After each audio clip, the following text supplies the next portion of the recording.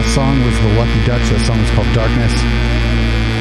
And you're on the Intellectual Dollar Tree. We do the show every Wednesday from 7 p.m. to whenever. And then red light, and we take your video requests and stuff. A bit of a programming note. This will be the last Intellectual Dollar Tree of 2019. Next one will... Next Wednesday is Christmas Day, right? Yep. Yeah. We're not streaming on Christmas Day? I may or may not be around. Opening the gifts of the intellectual dark web. Oh, man. Could you imagine the intellectual dark web Christmas party? Oh. They'd probably call it a holiday party, and then they'd argue about how they'd call themselves too politically correct. I would pay to not go to that. I would love to go to that with my little recorder. So I could just start criticizing everyone there and at least get audio of me being thrown out for engaging in fraud in the marketplace of ideas. So yeah, there's no show Wednesday, and I guess I should do this more often. A little bit of housekeeping. There's a show tomorrow for Scientology. That's at 9 p.m. Pacific. There's a show Friday, 3 p.m. Pacific for Deconstructing Derp. That'll be, these are all, those won't be the last of their show for the year.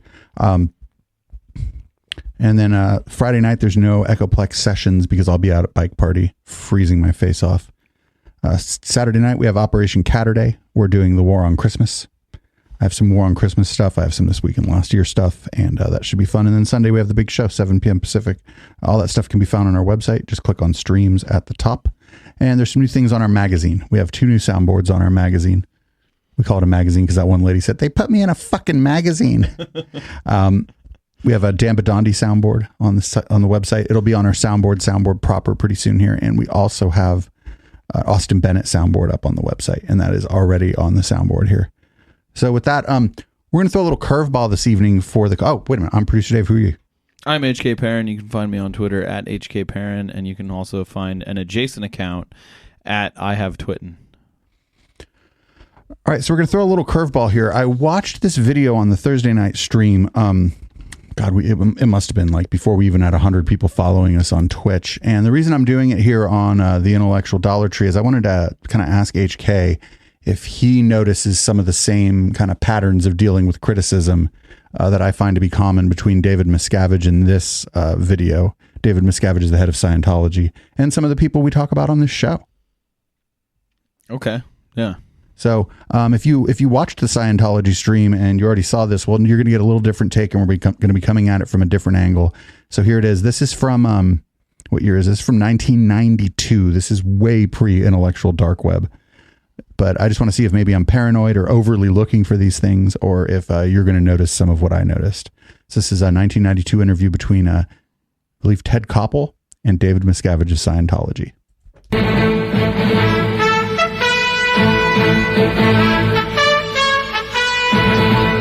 This is ABC News Nightline. We gotta love those 1992 graphics. Ted Koppel. Joining us live tonight is David Audio's good. Miscavige, whose formal title is Chairman of the Board of the Religious Technology Center, the organization which manages Dianetics and Scientology. Mr. Miscavige took over as the head of Scientology in 1987 following the death of the church's founder, L. Ron Hubbard. You've been sitting here very patiently for the first 15 minutes. It's your turn. We're going to take a short segment here to talk, and then we'll take a break, and then we got a little bit of background. They ran a Scientology story right before this interview. So it's not really super important to this interview. Was it pro or anti-Scientology or neutral? I mean, it was objective, so anti. I don't even know what story they're talking about, but I can't imagine them.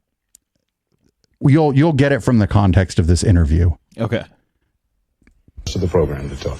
Where would you like to pick up on what many in our audience, I suspect, have seen for the first time about the Church of Scientology? Yeah, well, I think, I guess the first thing I would like to take up is the fact of the intro piece. There's no question that there's some controversy surrounding Scientology, but if you want to look at what the real controversy is, there's been stories like this one that we saw here for the past 40 years, and yet during that time period, Scientology has continued to grow. In fact, it's 25 times larger today than it was in 1980. I would just like to take up a few of the Yes, the world is full of marks. I think this explains a lot why you have the controversy. I don't know that Scientology lends itself so well to the press. In this instance, we did agree that we would have your correspondence come in, and in fact, he did have unlimited access to the church. But then you get a piece like this. For instance, something that isn't mentioned in there is that every single detractor on there is part of a religious hate group called Cult Awareness Network and their sister group called American Family Foundation. Now, I don't know if you've heard of these people, but it's the same as the KKK would be with the blacks. I think if you interviewed a neo-Nazi and asked them... A little bit of self-aggrievement. Yeah. Wow. The Cult Awareness Network is... Apparently they lynch Scientologists. I mean, fuck, man. That's what he heavily just implied. That's not what he said. You're taking him out of context. No, I'm taking him in context. No, the full context. That's the problem. Yeah, the full context of what he says makes it more clear, not more nebulous, right? Yeah. About the Jews, you would get a similar result to what you have here. The thing I find disingenuous is that it's not commented upon, and yet, in fact, your correspondent Forrest and Deanna Lee were aware of this fact.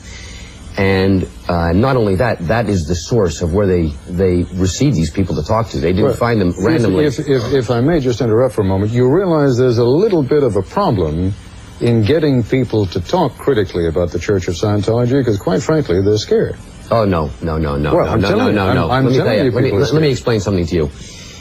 The most disingenuous thing is that you have those people. Now, let's not give the American public the wrong impression that these are people that randomly were pulled in from around the world and that they decide to talk against Scientology. Those people aren't scared, and they've been loudly speaking in the press. You showed me a book you had before this show that has many detractors. Same ones. So they're not really frightened. That's a good story. Actually, that wasn't a book. It was a collection of articles that has been written about you the same and the people church. are quoted. No, what I was saying is the reason, perhaps, that we only hear from those folks is that there are a lot of other people who might be considered detractors of the church, and they, who do not belong to any organization, are quite frankly afraid to come out and speak. Well, I'm sorry. No, I'm sorry. That story doesn't hold water, because I'll tell you, from my perspective, the person getting harassed is myself and the church. From his perspective. I'm stunned. Let me give you an example. We did make access possible for Forrest. That isn't to say that he took advantage of it, Ted. For instance, the subject of money comes up. It comes up routinely, and I'm sure we might bring it up later on in this show. But I, in fact, had the highest contributors of Scientology gathered up so that Forrest could interview them to ask them why they gave money to the church and how much they had. And believe me, it's larger figures than these people are talking about. He told me he didn't have time. I said, please, I mean, they're here. He said, no, I don't have time. I don't want to see them. I offered for him to go down to our church headquarters in Clearwater, Florida, where 2,000 parishioners are there at any given time from all over the world. In other words, he would get a cross-selection, people from Germany, England, California, Florida, Spain, Italy, you name it. Didn't want to go, didn't have time. So to represent also that this is what the church puts forth isn't so, here's what I find wrong, and here's what I find the common mistake the media makes. I can get you 100,000 Scientologists who will say unbelievably positive things about their church to everyone. Well, yeah, you basically force them by them being Scientologists and you saying, hey, if you don't do this, we're going to destroy your life. And when the reporter went, he had mentioned that, oh, you didn't want to talk to these hand-picked people that I've set aside who are obviously very devoted to my church. Yeah.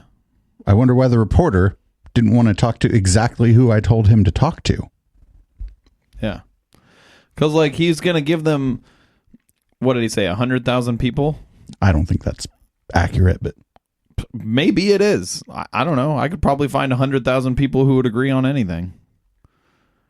But, like, 100,000 people who are members of Scientology saying, oh, yeah, Scientology is great, doesn't mean that Scientology is great. Right. It just means that their marketing and retention tactics have been effective, if you want to look at it the other way. Also, or Scientology may be beneficial to 100,000 people.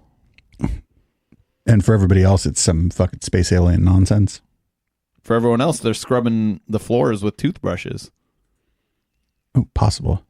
You had on there. And I not only am upset about those people not being interviewed, they are too.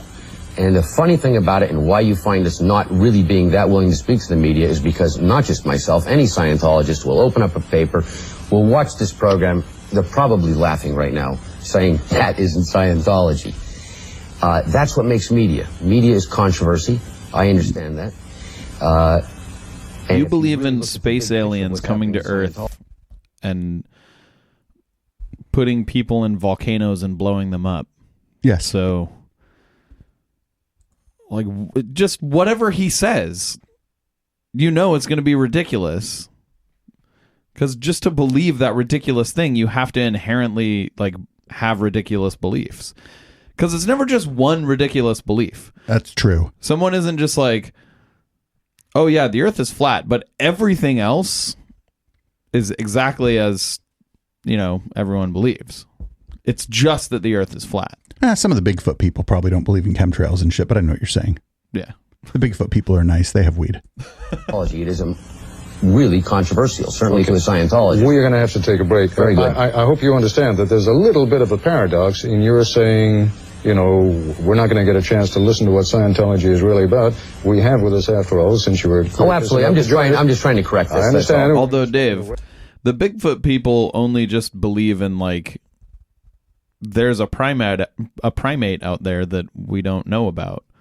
Which Like, isn't... that's not crazy. You're right. But There's no reason to believe it, but it's not insane to believe it. Right. That's fair enough. This guy believes in Xenu and believes that there are thetans that make you sick and that, you know, holding 2 soda cans can tell you all about the thetans that are on your body. They're more like soup cans. They're like more sturdy. All right, soup cans. Rest of this hour, in which I'll have a chance to talk to you, and you can clear up some of the misconceptions we have. Absolutely. Okay? Okay. We'll continue our discussion in a moment.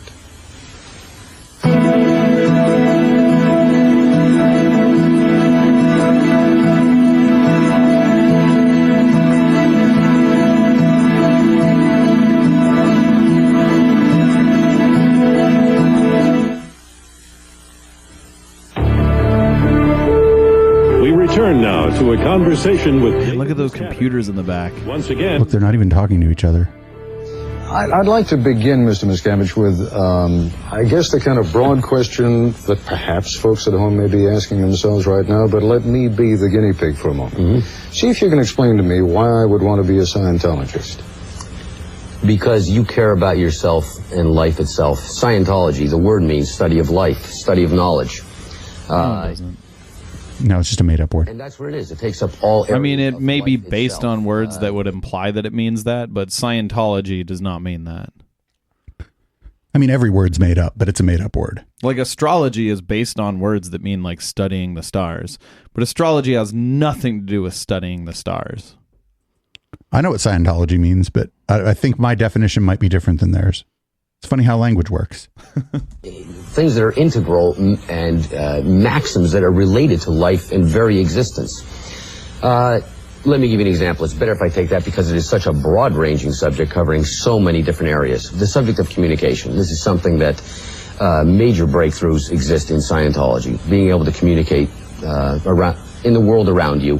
And I think everybody would agree that this is an important subject. Well, there's an actual formula for communication which can be understood. You can drill on this formula of communication and learn to drill. But moreover, take the person who has trouble communicating, well, for some reason he can't, anxiety, whatever. I'll tell you what, let's stick with me, okay? So far in life, I haven't had a whole lot of trouble communicating. Now, see if you can communicate to me what it is that you're going to be able to do for me that makes me a better communicator. Well, in Scientology, you don't do anything for somebody else. Scientology is something that requires somebody's active participation. Then, fine. Certainly, let me explain something. I want to participate. I want to be active. Okay, Clearly, what in your life, theoretically. what in your life do you not feel is right that you would like handled? I feel perfectly comfortable with my life. I like my job. I'm happy with my family. I love my wife. Scientology is not for you. I'm perfectly content. That's why I'm asking you, what is it you can do for me? Oh, but Miscavige would love to have him on in Scientology because the thing he didn't mention is that he's rich. Yeah, true. Miscavige is like, oh, wait a minute, this might be an opportunity. He's like, is your net worth more or less than Tom Cruise? Well, number one, I would never try to talk you into that Scientology is for you. You see, that's the funny thing about... At least not on TV. And he's like, and that's below my pay grade anyway. He's like, the people trying to convince you are at the mall. He's like, I'm just counting money. About this, as if I'm now going to give a sales pitch to you on Scientology. Believe me, Scientology is valuable enough that it doesn't require any sales pitch. But let's look at it. Christians will do it. Scientology does. If you look out across the world today, You could say that if you take a person who's healthy, doing well, like yourself, you'd say that that person is normal, not a crazy, not somebody who's a psychotic. You look at a wall and they call it an elephant. Would you agree with me on that? So far, I got no problem. And you can see people below that. Right. And crazy people, criminals, that I think society in general will look at and say that breed of person hasn't something quite right because they're not up to this level of personality. You can understand that. Well, we in Scientology are not, you see, all past attempts have been to bring man up to somebody's standard of what's normal. What we're trying to do in Scientology is take somebody from this higher level and move them up to greater ability. You see, I thought he was going somewhere else with that. And take all their money. You see, what we're trying to do is bring someone who's up here and milk them until they're about down here. And working for us for free. Until they will literally scrub our feet. And thank us. Yeah, for the opportunity. What about those folks down there? Well, yes, no, we don't ignore them, but my point is this. Scientology is there to help the able become more able. The guy who's going around, he's working, he's trying to make it. These people generally have something in their life that they would like to improve. And in any event, if you can increase that person's ability, the one who's chipping in, the one who's able, and bring him up higher, the sphere of influence that he affects in the world around him can be much greater, and he can get on and do better. Now, Mr. Miscavige, when you and I talked the first time, a few months ago, I said to you I was going to come after you on some of these issues. I am a cynic by nature. I guess that's why I like being a Cynicism gets a really bad rap. Reporter. Mm-hmm. What you have described to me there fits perfectly with the image that I have of Scientology, namely, you're interested in folks who are producing. Mm-hmm. Another way of saying that is you're interested in folks who've got money and who can pay to work their way up the Scientology ladder. That's where you missed the point, because in fact, you know, this subject of money comes up, but you've got the wrong issue there. That's where you missed the point, because you see, I was trying to not say that. We were in fact going to not talk about this during this interview. This guy hasn't taken an interview since. Really? This was his last interview? Why would you? Boom. We're going to go destroyed. We're going to go long on this one because I want to do the whole interview. Because he is confronted repeatedly in a very polite, very sort of rational manner, and I don't think he's ever going to do anything like this again. He would sooner go on Jerry Springer, where he might get hit with a chair or something, than go on this. You know, this subject of money comes up, but you've got the wrong issue there. The subject of money is, where's it going? You see, another part that isn't in that piece, the money in Scientology isn't going to me. It's not going to my colleagues.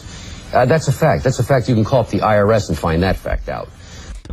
No, you can't. Oh, was this was, I think, after they were turned into a religion. A religion doesn't have to open their books. They don't have to prove that they're doing any charitable work. There's a big scandal about the Mormon church. They hoarded $100 billion. Yeah. Like, if the IRS was keeping track of them, making sure they were doing some charitable work, it would be hard to hoard $100 billion fucking dollars, because they didn't just do it last year. So, like, this claim he's making, unless, I don't remember exactly when Scientology got a tax exempt status, but I think it was before 92. Let's find out. Okay, let's do that. They've audited our records and seen all of that, and none of that money is going anywhere. As a matter of fact, the officials in the church are paid far less and live far more frugal existences than any other church leader. Our money goes to social causes that we accept. You take these people, we are the largest 1993 group. Oh, so they weren't tax exempt yet in 1992. Oh, yep. He didn't lie. I got it wrong. That's why we have computers.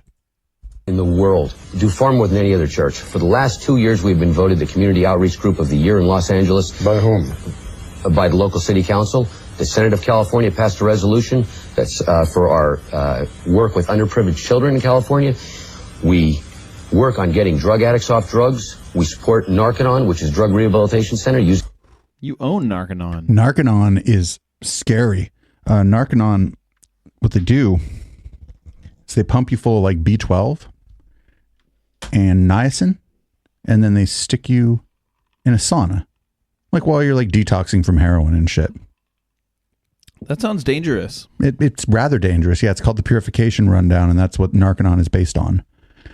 And then after they kind of break you down, they start from what I understand, they start kind of planting the seeds of Scientology and the sort of Scientology belief system in you. And then as you get better because you've detoxed and I don't know, maybe they offer some kind of legitimate service there. I don't know. But even just detoxing, you're going to get better, right? And then you can attribute it to what you've learned in Narconon, which just happens to be Scientology, and it's like a pipeline. Yeah, it's like the 12-step program, how it's all about God. Yeah, but there's no church really running that and using it as a pipeline to find people with rich families to steal their money from. See, that's where Narconon takes. Yeah, the but next the step. Narconon isn't to find rich people. You think that they recruit people into Scientology out of that who don't come from rich families? I mean, rich families will pay for rehab. Rich families will pay for rehab, and maybe they're ignorant and don't know. Yeah. All right. Yeah. Good point. That's just sort of what I've gathered is going on with Narconon. The drug rehabilitation technology of L. Ron Hubbard. There are 33 centers around the world. Over drug rehabilitation technology of L. Ron Hubbard. It's ridiculous, right? Yeah. It's fucking ridiculous. People have been gotten off drugs. We sponsor educational programs. Several years ago, in just one instance, we work. I don't want to minimize any of that, but how does that make your group? How did you put it? That you do more to help social reform, than any other group in the world. More than the Catholic Church. More accurately is per size, and when you put it in that rate, in other words, how big Scientology is compared to any others, the amount that we do on that subject. There's not even anybody comparable. Okay, we've got to take a break. We'll continue our discussion with David Miscavige in a moment. I'm going to call bullshit on that. Yeah, he's making these non-falsifiable claims, right? Because he's do more good work. Well, how do you even quantify that?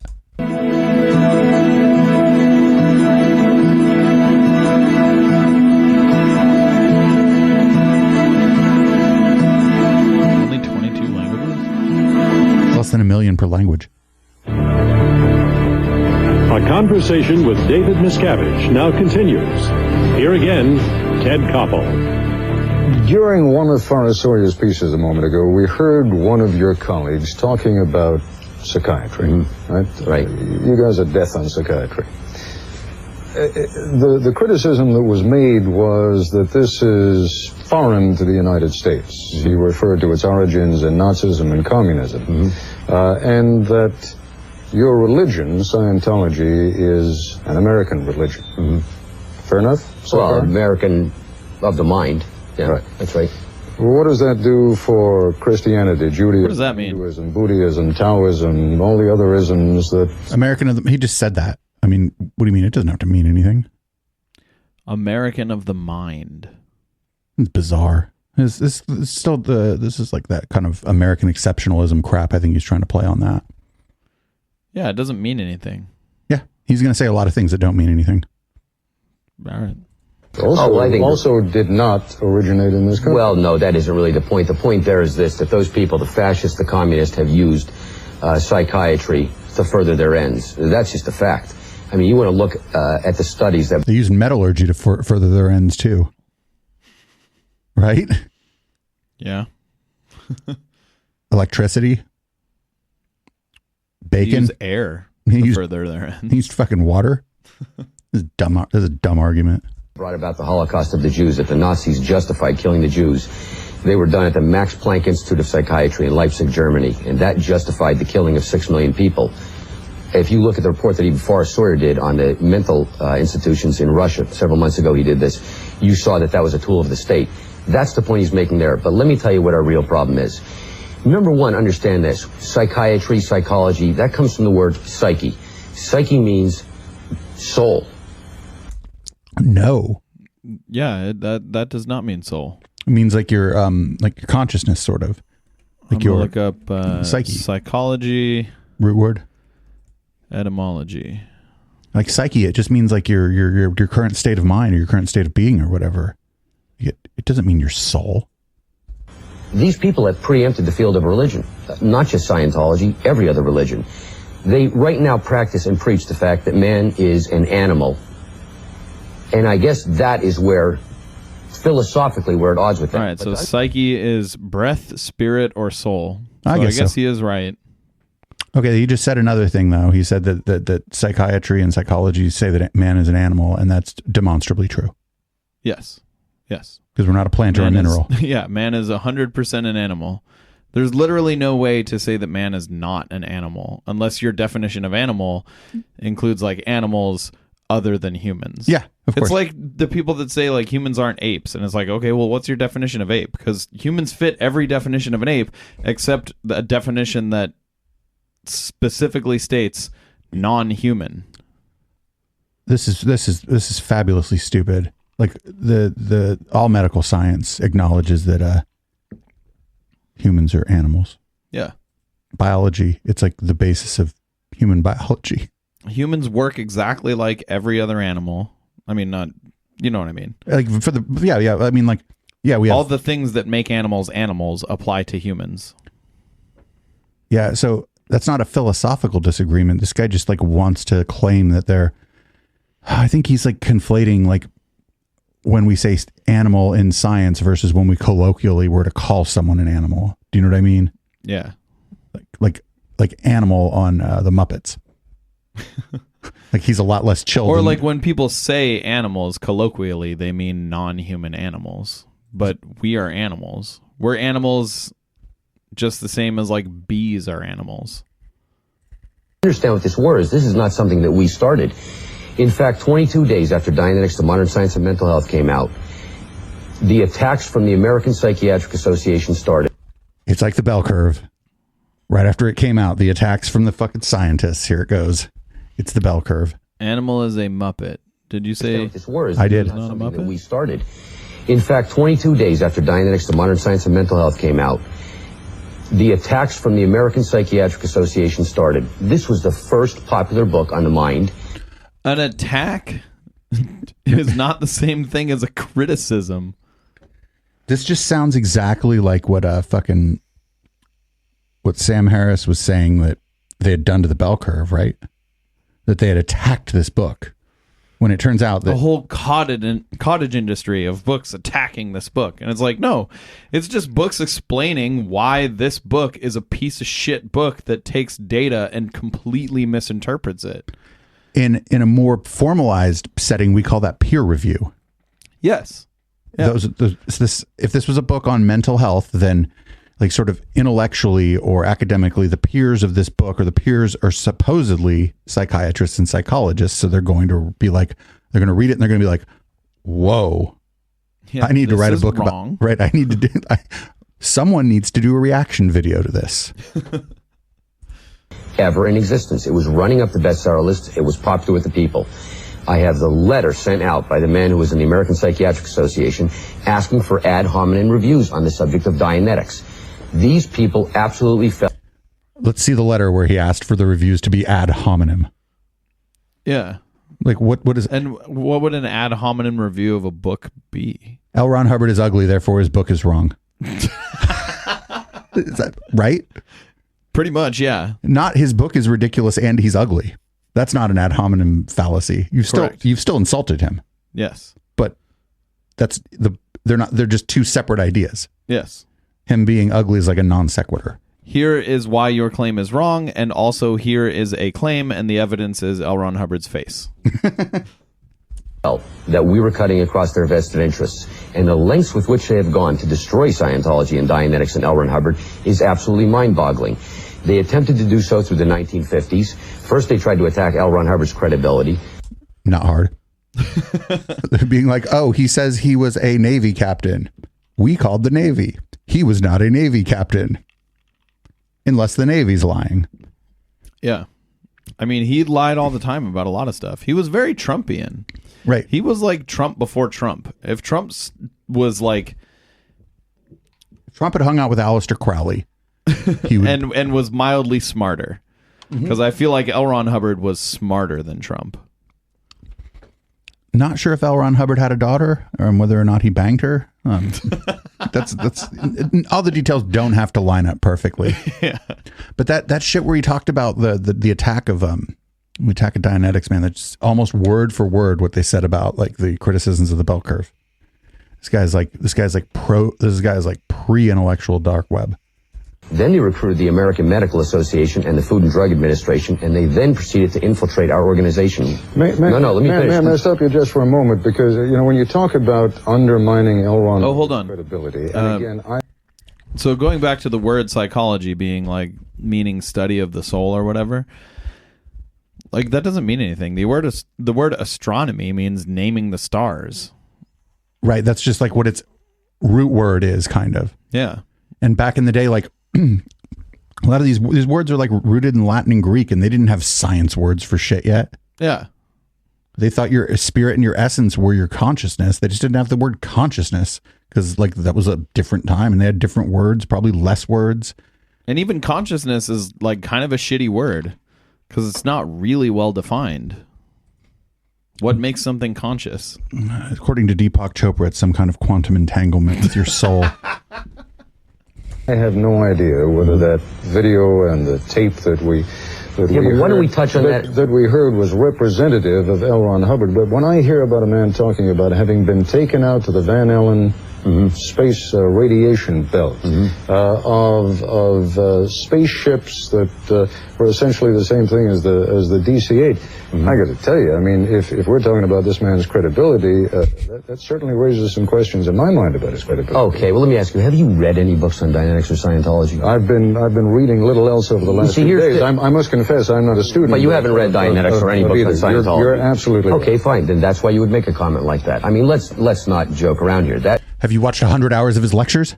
You're taking me out of context. The context is important, and you wouldn't say that if you knew all the context. Therefore, you don't know all the context. And it's the same argument, right? When you run into a Jordan Peterson fan, they're like, well, have you seen this lecture? And I'm like, no, that's 4 hours. I wouldn't even watch that on my show about the intellectual dark web. I wouldn't watch it at 2 times speed, even if it made sense. It's the same thing, though. It's you haven't observed enough of what we're doing to make a value judgment. But the problem is we do this. When I talk to sort of the kind of skeptic actually guys, and they're like, oh, I'm like, they're like, oh, that's an attack on their character, this and that. I'm like, you know what? We decide a lot of things based on what we think somebody else's character is like all the time.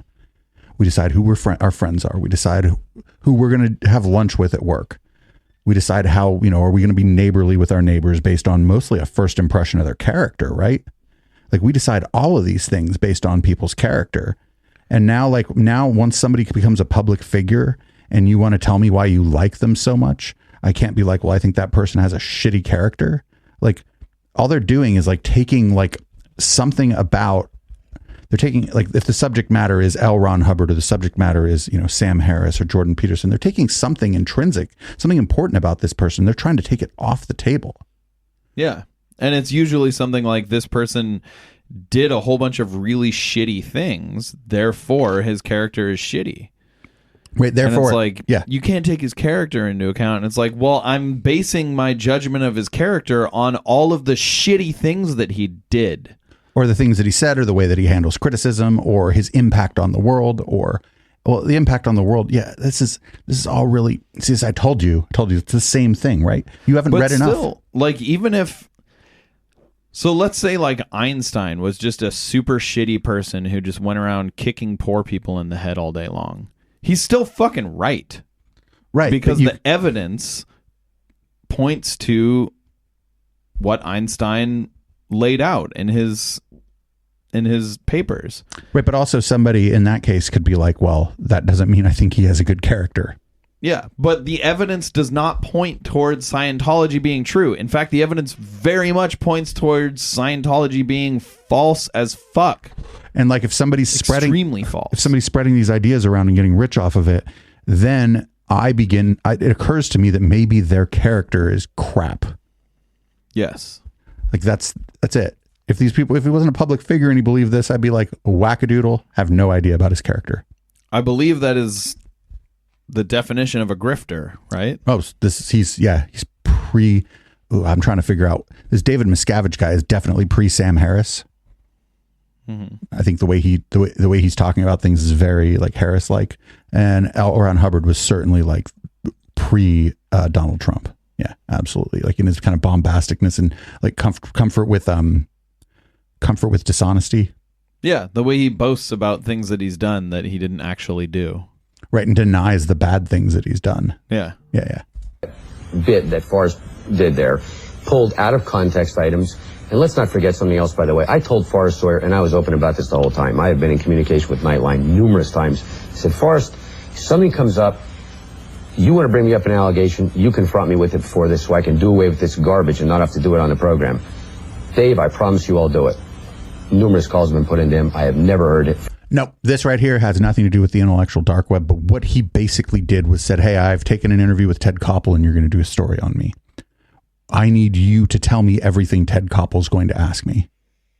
It's kind of what he said, right?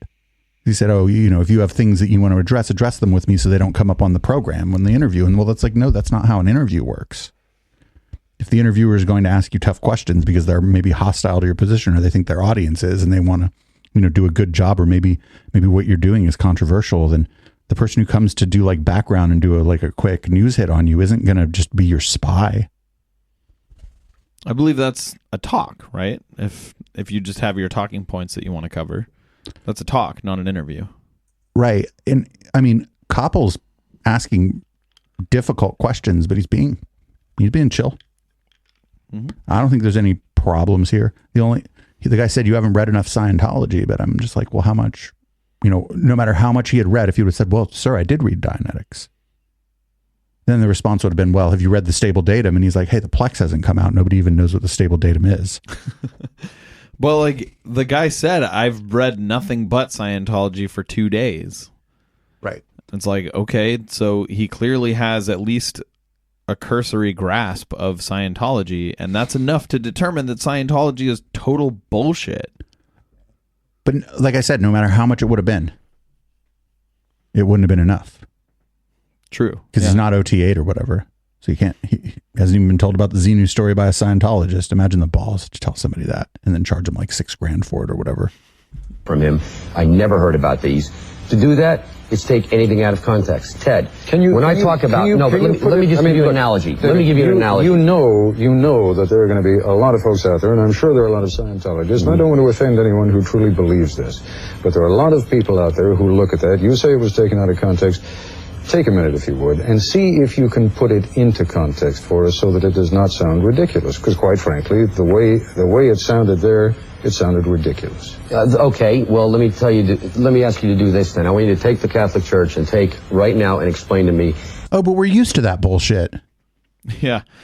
Yes, there is no way that you can put what the Catholic Church believes into words and have it not sound ridiculous. But that doesn't mean Scientology is not ridiculous. And say what you will about the Catholic Church. If you try to leave, they don't stalk you. Yeah. They might even forget about you. Not really keeping tabs on who goes to church and fucking all that shit. Like, it's not like there's no like, I could go Sunday to the Catholic Church over here and just hang out in the back and observe. And maybe nobody would even bother me. And if I didn't come back, they wouldn't figure out where I lived. I don't have to sign nothing. Don't got to pay them no money. If I went and observed, I'd put $1 in that little fucking thing, because I'm in their space, especially like a non-believer. It's $1. I've done that with many churches, and the only one that like actually tries to get you to come back that I've been to is Mormonism. Yeah, Scientology's either promise to come back or get the fuck out. Mormonism and Jehovah's Witnesses. Jehovah's Witnesses, you kind of have to have an in to go into their kingdom hall, which is what they call their churches. Because if you just show up, people will make you feel very uncomfortable and want to leave. Yeah. And Jehovah's Witnesses, if there was more content on them, we might be including them in our Scientology stream. Our next thing we're going to include in that is Bethel, but maybe we'll talk a little bit more about that in the after show. I think if you want to look at some of the the Jehovah's Witnesses cartoons, there's some amazing content. Oh, we have an after show. Yeah. We'll do it. Do you want to watch some Jehovah's Witnesses cartoons? Fuck yeah. I'd love to chase the entire chat away. There's this one where a mom makes her kid throw away a toy. To make sense. Scientology, they'd make you fucking turn that. They'd be like, oh, that toy has hair on it. Now you're scrubbing the toilet with it. That the Virgin Mary was a virgin. Scientifically impossible, unless we're talking about something okay, I'll be like you, I'll be the cynic. If we're talking about artificial insemination, how could that be? You're talking about going out to heaven, except we have the space shuttle going out there. We have the Apollo going out there. You do that. I'm not here to wait. I'm not here to talk. I'm not here to talk. Let me do it. And you were a Catholic as a child, right? Yeah. So you know full well that those issues are questions of faith. Are you telling me that what we have heard L. Ron Hubbard say on this broadcast this evening, that they to Scientologists are issues of faith? If that's what you tell me, then that's fine. No, as a matter of fact, it doesn't have to be explained. What I'm telling you, you talk about the Van Allen belt or whatever, is that forms. Hold on, wait, pause this for a second. Boom. He's not going to answer. Watch. Yeah, of course he's not going to answer. Because otherwise he'd have to just be fucking flat out and say the people high up in the organization believe in fucking Xenu. Yeah. Because that's what he's talking about. I don't know the thing about the Van Allen belt or whatever, but he talked about the DC-8s and shit. That's the fucking Xenu. That's Xenu. He's just trying not to fucking say, hey, Xenu. By the way, Kirstie Alley got roasted on Twitter today. Oh, I didn't see it. I tagged you in it too. But long story short, she said, oh, I don't know how, blah, blah, blah. You can be stupid enough to believe that democratic socialism isn't just communism. And hell, people were like, just giving the Xenu story to her and shit in the comments. Like, just, I said, hey, don't throw rocks when Xenu built your house.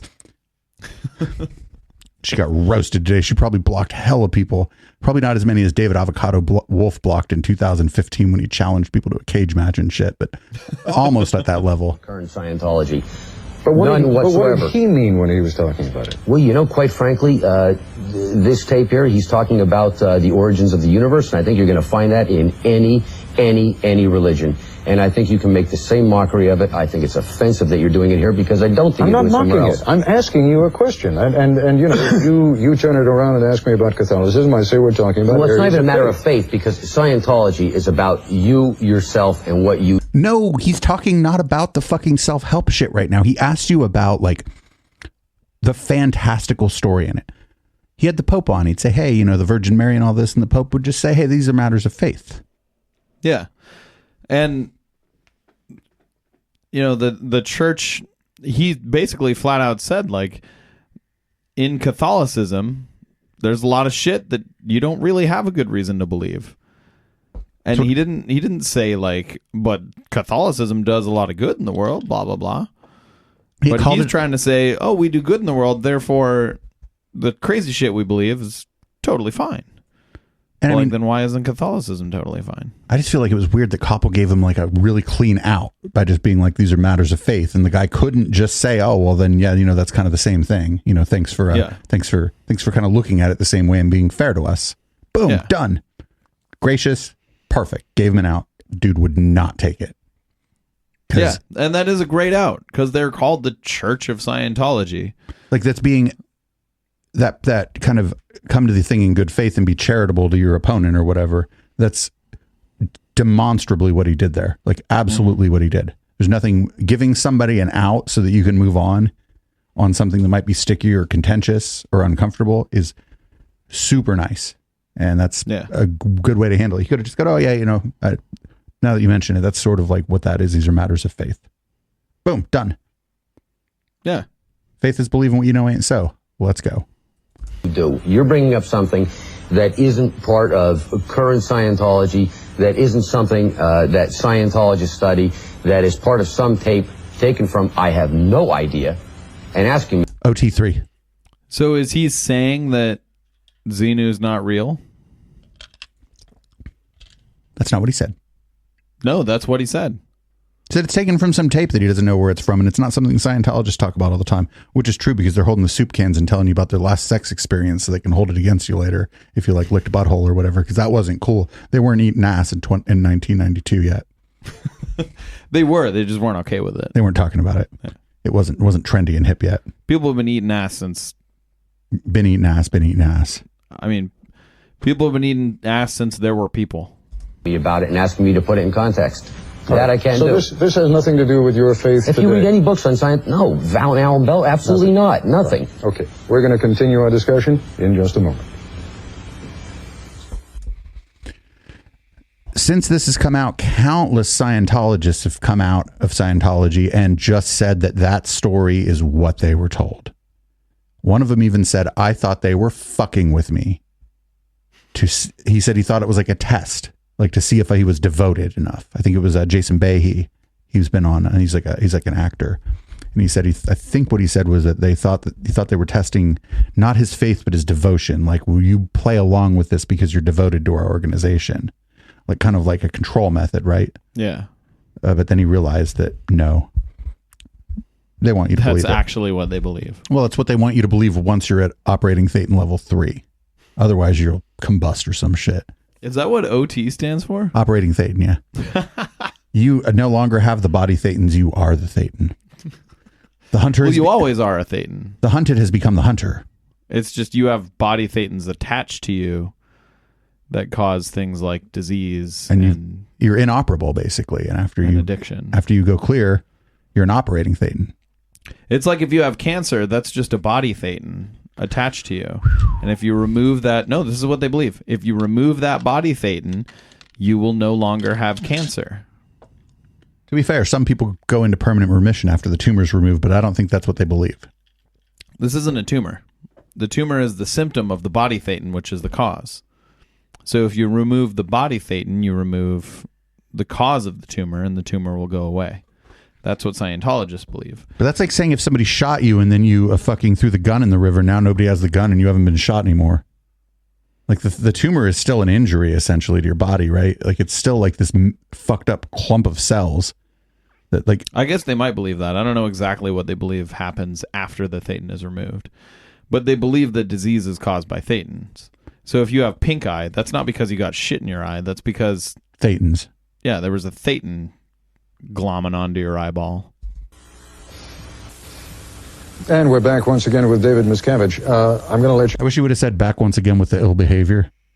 Because then I would have been like, oh, I got to sample that. But it's Ted Koppel. He doesn't say that. To get to the point you want to get to, but I was astonished during the break you told me you had never heard that tape before. No, I've never heard that tape. L. Ron Hubbard tape. No, I'm not. I mean, it may exist there, but I haven't heard it. I mean, I don't know if you understand. There are 6,000 lectures by Mr. Hubbard. There are over 20 million words of printed words in Scientology. And well, then you're taking L. Ron Hubbard out of context. Oh, fuck. It's so good. As soon as you started saying it, I was like, oh shit, I didn't come up with that. I'm like, I suck at hosting this show. He never heard. Maybe, sir, it's you that don't understand Scientology. Wouldn't it be great if he said, well, sir, maybe you don't understand Scientology and it's time for you to do a little bit of homework? Yes. David Miscavige, you don't understand Scientology.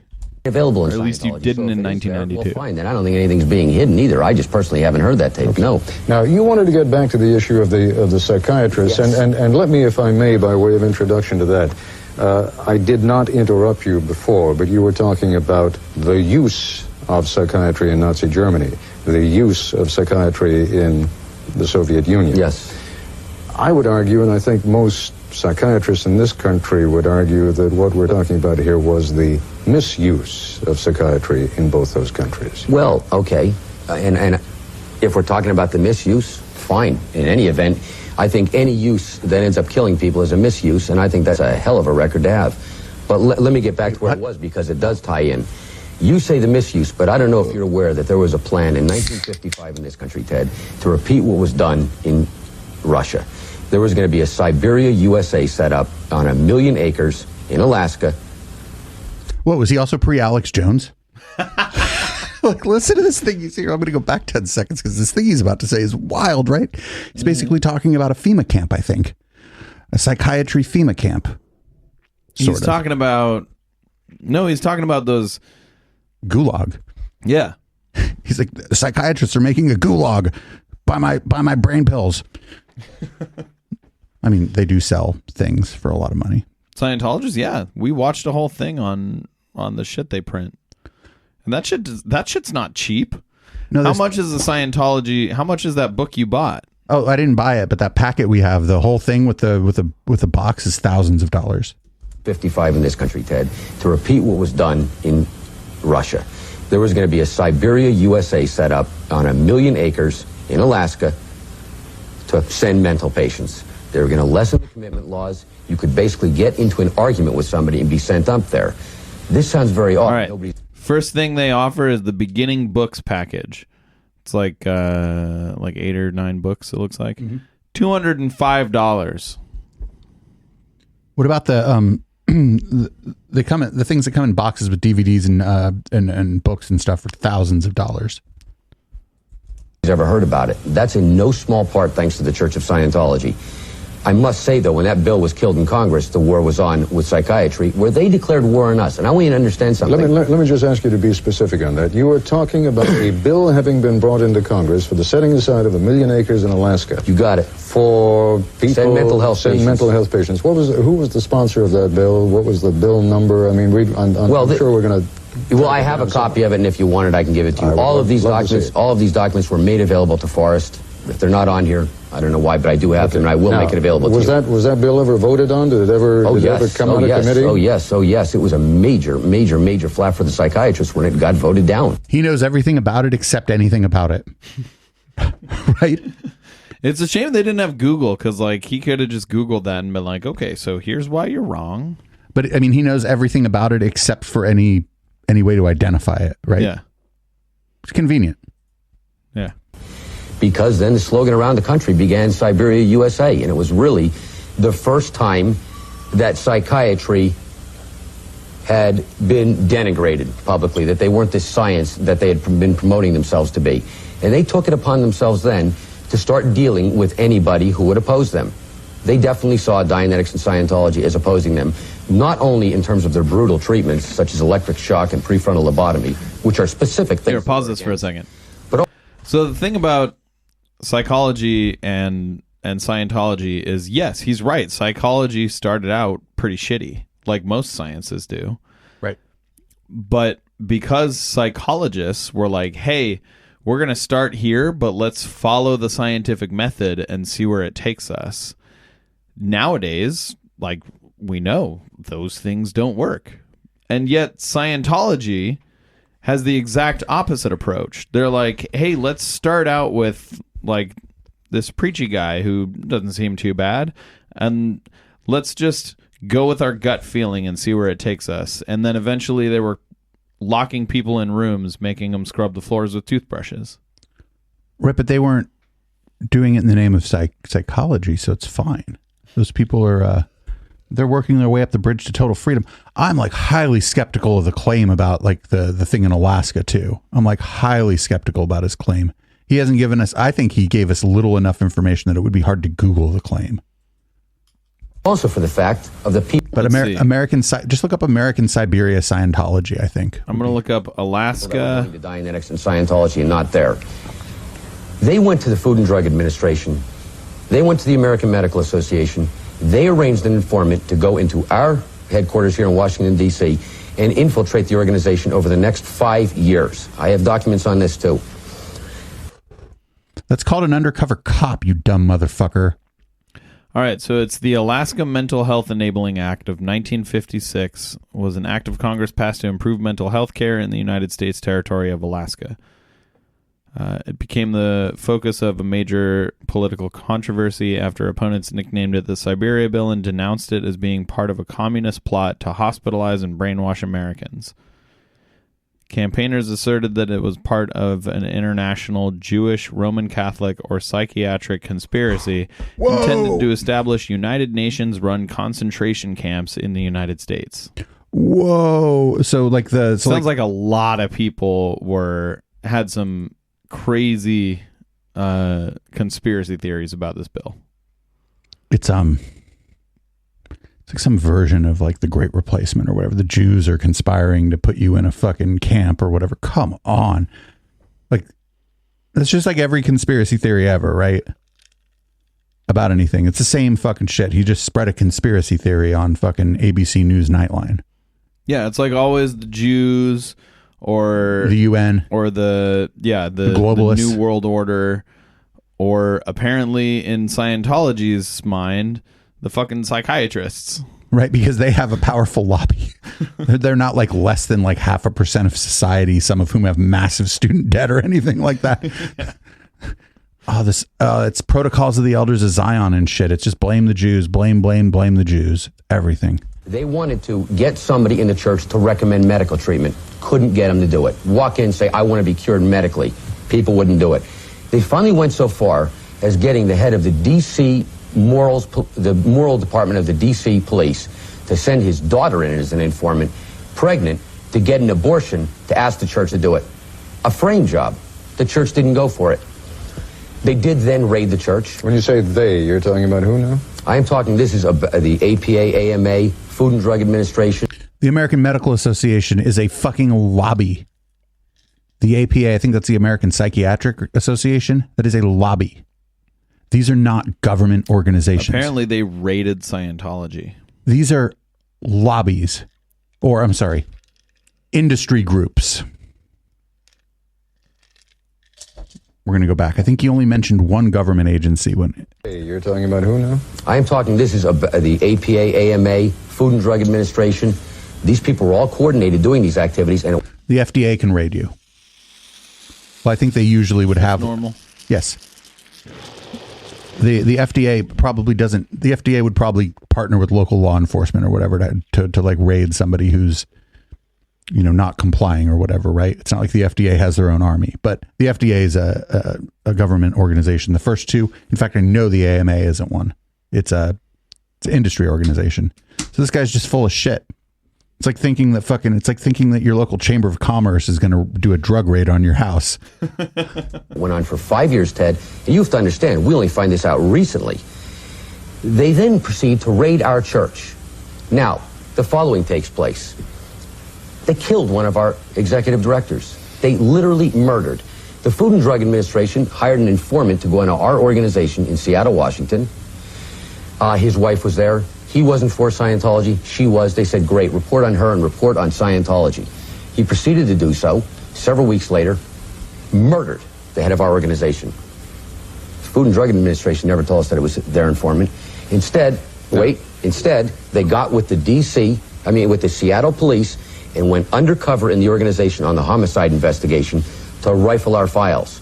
At that same time, and here's where the media comes in, a man interviewed L. Ron Hubbard for the Saturday Evening Post, came out with an unbelievably bad article in that magazine. Of course, Scientology said, you're part of this Food and Drug Administration thing. And of course, he said, oh, excuse me, you just sound like the Fringe, which is very easy to say. What do I find out 20 years later through the Freedom of Information Act? I find out that this man, a man named James Phelan, the Saturday Evening Post had been written to by the Food and Drug Administration to get a discrediting article written on Mr. Hubbard and Scientology to help their case against us. That this man then went and interviewed Mr. Hubbard. He interviewed him for 2 days. Mr. Hubbard provided him with tapes and transcripts. The man came back here to the United States. Mr. Hubbard was in England and provided those transcripts to the Food and Drug Administration for their case a full week before he ever wrote his article. This guy is talking about an investigation. I'm generally against law enforcement sending the press, like a member of the press somewhere, to gather evidence, right? Because you're supposed to trust the press, right? But this isn't something that only happened to Scientology. They'll send a reporter. If they think you're the murderer and they also think you're a megalomaniac, they'll find a local reporter who's going to do a story on you because you might say some dumb shit to that local reporter because you're some kind of weird megalomaniac who thinks you're getting away with everything, right? And you might get all kind of braggadocious and, oh, the cops are stupid and blah, you might say dumb shit. You might write a book called If I Did It, Here's How, right. Or Dianetics. Right, but what I'm saying is I don't like that. I think that it's unethical, right?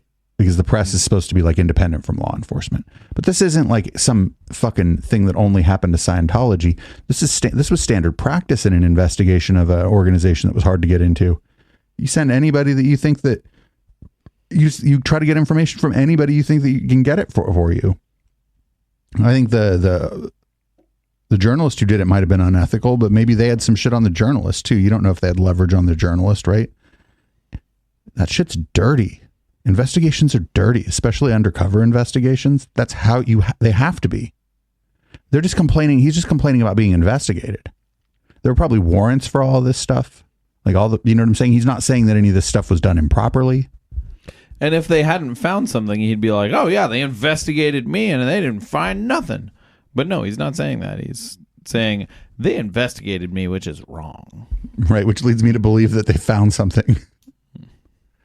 Like, they don't just raid your church. Like, America's like very churchy place. So for you to get your church raided, even if you're not technically a church like they weren't at this point, if you're just a pyramid scheme, still, if you're like if people are calling it a religion, like the U.S. government has always been pretty squeamish about that shit. Unless you're Muslim. Article. We have got to take another break. We'll continue our discussion. Even if you're Muslim, though, your church is probably not going to get raided. Or your mosque.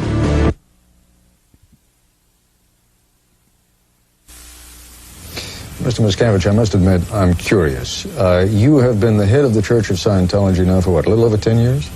Not really the head there, but certainly a senior Scientologist. Yes. Okay. No, you're the head. All that time. Fuck off with that bullshit. You just told me again earlier this evening, you have not done any interviews. No. A, tell me why, and B, why now? Why now? Okay, why not? Let me tell you something. I once added up all the press that had been written about me before the first reporter called trying to speak to me, and from around the world it stacked up to 4.5 feet. By then... 4.5 feet? What, did he print it?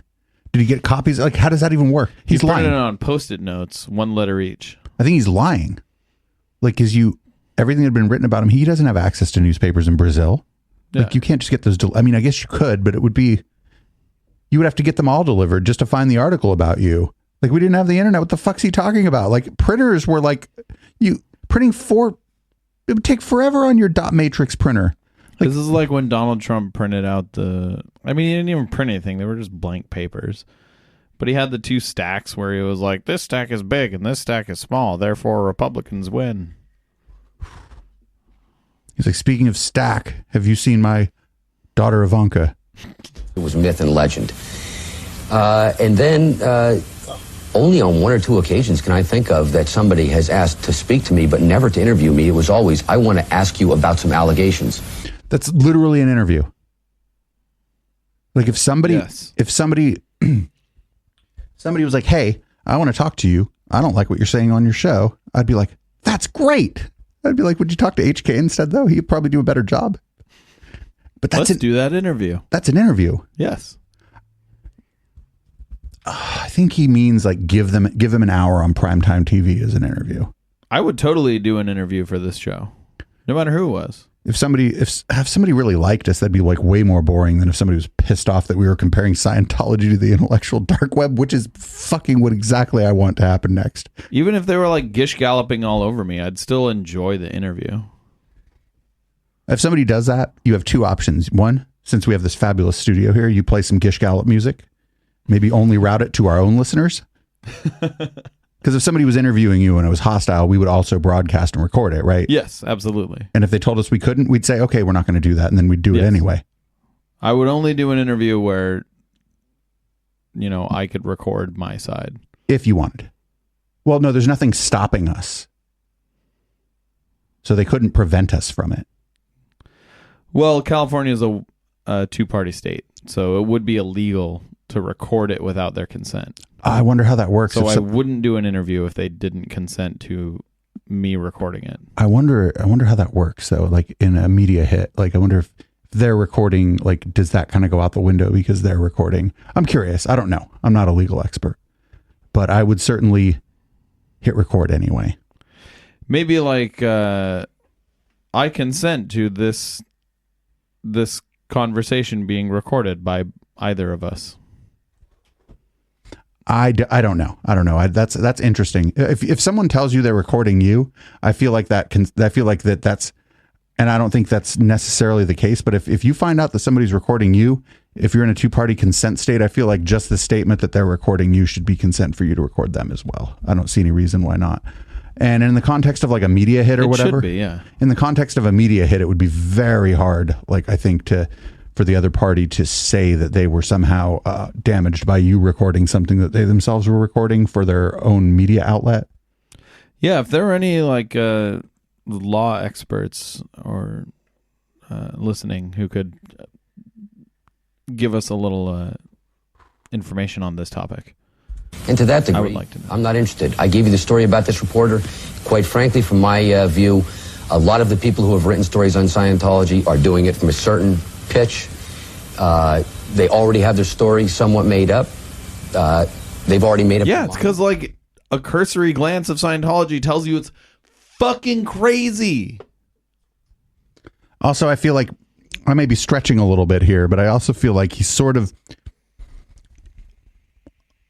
almost accusing everybody of coming in bad faith. That's 100% what he's doing. He's like, oh, you want to do a story about me? You heard a thing that we did that was bad. And now you're asking me about that thing that you heard about that we did was bad. You've come here in bad faith because you think we did something bad. Yeah, even if it's like, hey, explain this bad shit that I heard. Right. You could just say, oh, that's not true. And then we reached out for Scientology. They denied the accusations. Boom, done. Yeah. Or I'm not going to talk to you. Well, you had to tell me that, but okay. We reached out for comment. They did not have a comment. Boom, done. Oh, he's accusing, it's 100% an accusation of bad faith, right? Yes. He's Sam Harrising all over this guy. Like, it's not exactly the same, but it's close. I would say it's exactly the same, just not the same words. Right. It's because he's a lunatic in a cult and Sam Harris is a lunatic with a trust fund. Yes. But Sam Harris kind of has his own cult, or at least he's starting to try one. Or he's trying to start one. I think he's the meditation thing is a little bit weird and wooey, but it's not cult-like. But I've noticed that he sort of got out of like talking about the intellectual dark web and having that group of people on his show or going on their shows and stuff outside of Weinstein. But I think he like kind of owed Weinstein. But I think he may know well enough that eventually that whole shit's going to be bad for his brand. Maybe. But Jordan Peterson certainly is gone. Well entrenched in his cult. That's different because he's selling people like this. He's selling it's more Scientology like what Jordan Peterson is doing, I think. Because it's like this kind of pseudoscience that's supposed to help you with your mind. And like, it's not that the modern science of mental health isn't that far away from like 12 rules for life. Do you know what I'm saying? It's a lot closer to it than waking up, like a atheist guide to spirituality or whatever. I think what Jordan Peterson's doing is closer. He's telling you he's going to help you with life skills, where Sam Harris is making no such claim. Okay. But this guy's more Sam Harris than Jordan Peterson, for sure. Do you think so? I think he's equal parts Sam Harris and Jordan Peterson.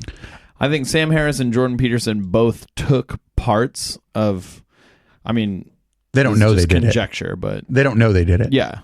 But like they're both doing the same things that David Miscavige is doing, 20 years prior. Oh my God, this is hella old. His suits fly. His hair's coiffed nice. He's definitely like in presentation more Dave Rubin. But fuck if this guy isn't smarter than Dave Rubin. The chromatic aberration, though. It's a waste of my time. I have to be honest. Why now? It's live. Okay.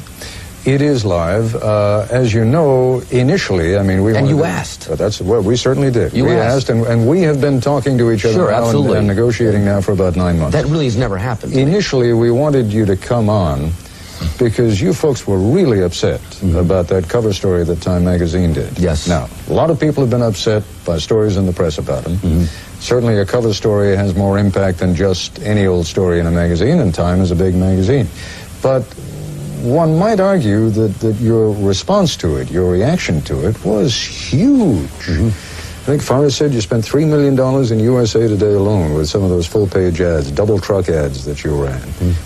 Didn't you also run some TV ads, some radio ads? No, nothing on Time. And by the way, when you say the $3 million, there was an advertising campaign. You have to understand the first 3 weeks of it were about the Time magazine and correcting the falsehoods on it. Right. That was a campaign that ran for 12 weeks. The rest of it was attempting to inform the public of what Scientology was. Now, I told you we've got to take a break in exactly 1 minute, so I may have to cut you short if you go longer on this. But why were you what was it about the Time magazine story that so upset you? Because they came in bad faith and they took me out of context. And it was a hit piece, and they don't even understand the science. Let's see if he says that pretty much. I know I watched this already, but I kind of forget it. Like, it's kind of droning. Like, you're not going to remember all the details, right? Wasn't reporting on anything. It was an attempt to cause something. Richard Behar is a hater. Behar. He had done an article on Scientology 3 years earlier in conjunction with the Internal Revenue Service. The man was on record on 2 occasions attempting to get Scientologists kidnapped. That is an illegal act. when you get somebody like that doing an article, you're not too interested. Right. Let's leave that hanging in the air, and I promise we'll come back to it. I think both you and Mr. Behar deserve more on that subject. I'll be back in a moment. So regarding the Alaska Mental Health Enabling Act, Wikipedia's article goes on about the effects of the act after they talk about the Church of Scientology trying to destroy the act. The act succeeded in its initial aim of establishing a mental health care system for Alaska, funded by income from lands allocated by a mental health trust. However, during the 1970s and early 1980s, Alaskan politicians systematically stripped the trust of its lands, transferring the most valuable land to private individuals and state agencies. The asset stripping was eventually ruled to be illegal following several years of litigation, and a reconstituted mental health trust was established in the mid-1980s. So it sounds like this bill succeeded in doing what it was trying to do, and it wasn't establishing some American Siberia. So what you're saying is primarily that it was designed to help the folks of Alaska who were in crisis. Is that fair? Yes, and that the things that Scientology said about this bill that would happen if it passed didn't happen when it passed. So I can see maybe a fringe case, not even a fringe case, just a case, or maybe more than one case, where someone's in a state with a poor mental health system and maybe they would have had the option to go to that place. But it's not like what he said is, oh, if you yell at anybody, they're going to fucking lock you up in this fucking Siberia jail up in Alaska. And that's just what didn't happen. Yes, exactly. Whether or not that was anyone's intent, which fucking, we can't read the minds of people in the 50s, right? Yeah. But that didn't happen. I'm stunned. What Scientology was saying was not true. Imagine that. This ABC News Nightline exclusive has been brought to you by Ford and your Ford dealer. Have you driven a Ford Ellipsis lately? ? I just wonder, like, if they try to copyright us for this, can I be like, but you got to run your fucking commercial? Like, your advertiser got paid. Somebody went out and bought a fucking Ford Taurus from 1992 because of this show. It's a wagon. It was nifty. Also, I love that slogan because it's basically admitting, like, hey, look, okay, we agree. Ford sucked. But, like, we've made it a little better. A conversation with David Miscavige now continues. Here again. It's like that Domino's commercial recently. As you can see, our hour is up, but the opportunity to talk to Mr. Miscavige is such a rare one, and B, we really do have some issues that have been left hanging that we're going to go a few minutes over our allotted time. A few minutes over our allotted time. It's like on the big show, and I'm like, we'll go a little long, and then all of a sudden it's fucking 10:30 or some shit, and we're like, oh shit, we haven't even gone into red light. The show's been over for an hour and a half.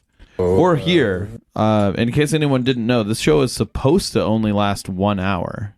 I said at the beginning we're going to go long. Right now it's what, 8:16. So we get in like an hour 10 because we don't ever really start till 5 minutes after. Right? Oh, usually we go till closer to 9.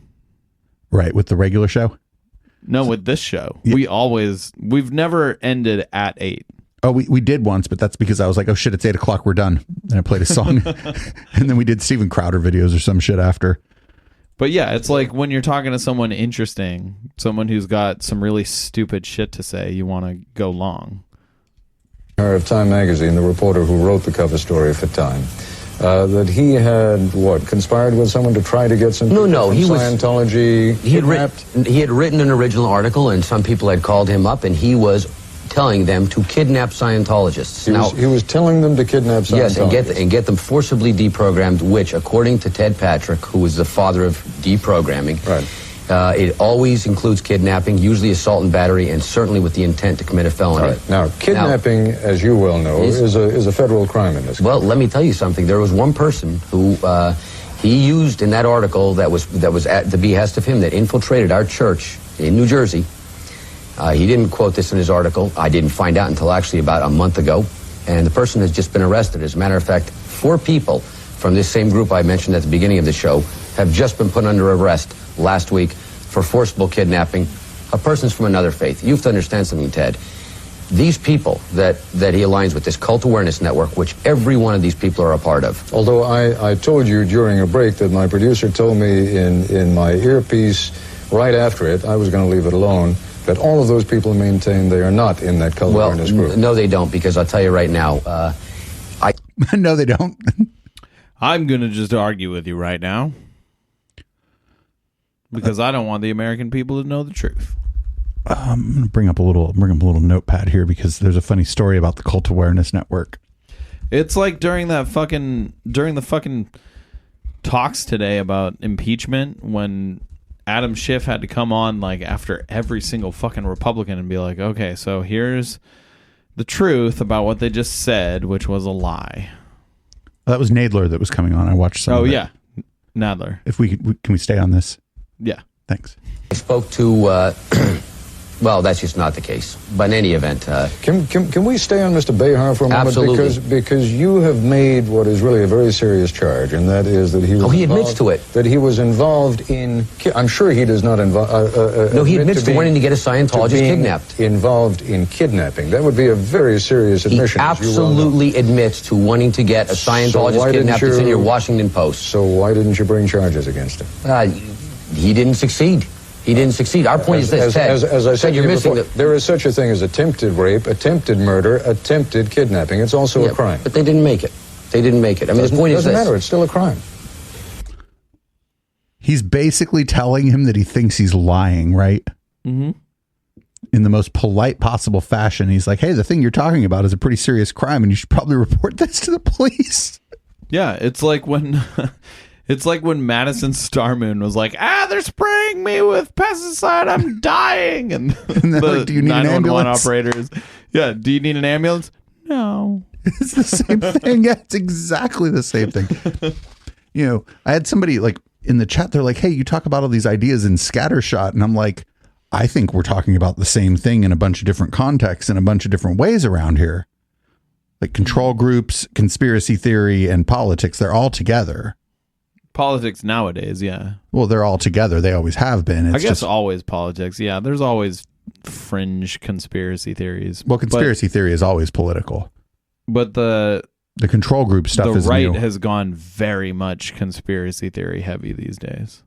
Right, but I was like, this is all the same shit. Fight me, and then they followed. They were like, I like you. Okay, the person would have to bring charges. I think you're really missing the issue, Ted, because my point is this. That man... No. I know what the person probably said. What the person probably said is there are cult deprogrammers out there, and I think it would be good if they focused on Scientology, some version of that, right? That's probably what the person said. They probably didn't say, hey, go kidnap Becky from the org in Clearwater and deprogram her, because that would be an incitement to a crime. But saying that, hey, there are groups that get people out of cults and they're called deprogrammers, and those people might want to, reach out to the family members of Scientologists. It's probably like, I don't know what the guy said, but it seems like that's probably what somebody who has investigated the cult might say. I think David Miscavige's definition of cult or of kidnapping is different than the definition of kidnapping. That's also, you know what?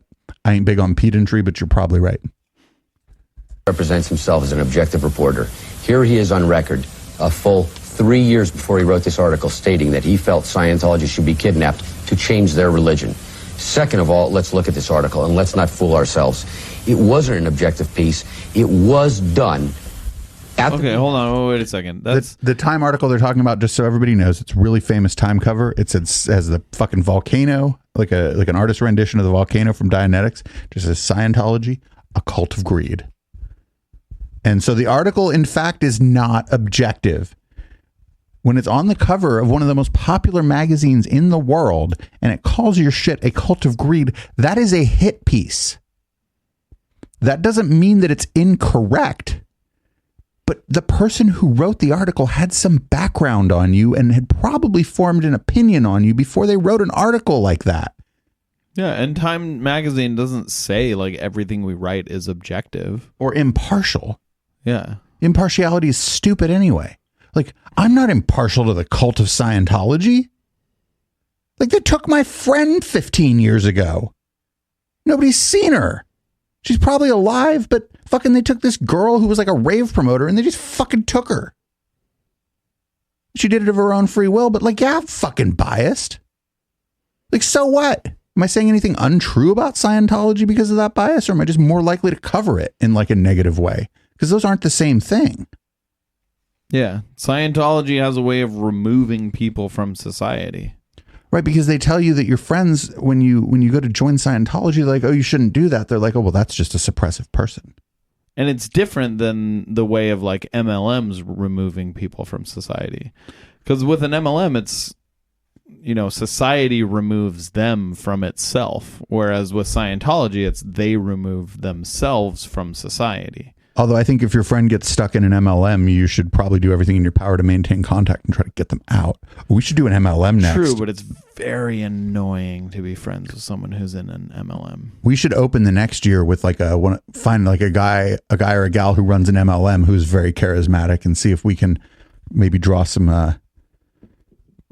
like who runs Herbalife? Like, is there an interview of that person? Because they may be using the same kind of tactics, right? Oh, you're taking all this out of context. All the grifters use the same tactics. You're not reading enough of our material. You're taking all this out of context. All these. You trust the FDA, right? Well, I think. Jordan Peterson. Yeah. Jordan Peterson's like, oh, you trust the people in the social sciences, even though I think psychology isn't. Is it a social science? I think it might be.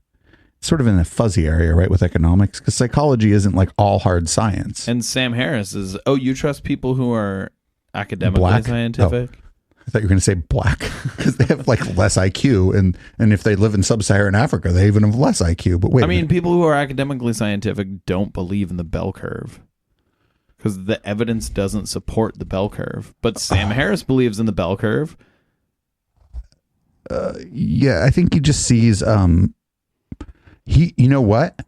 I wonder if we took Scientology out of this and gave him the David Miscavige story, if he would be sympathetic to it until we told him it was Scientology.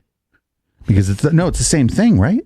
Yeah. You take Scientology out of the equation, this guy's just being shit on by the media for what he says, because what he says is stupid and wrong. Yeah. And some of what he said is he also posited what appears to be an anti-Semitic conspiracy theory, but we'll just set that aside.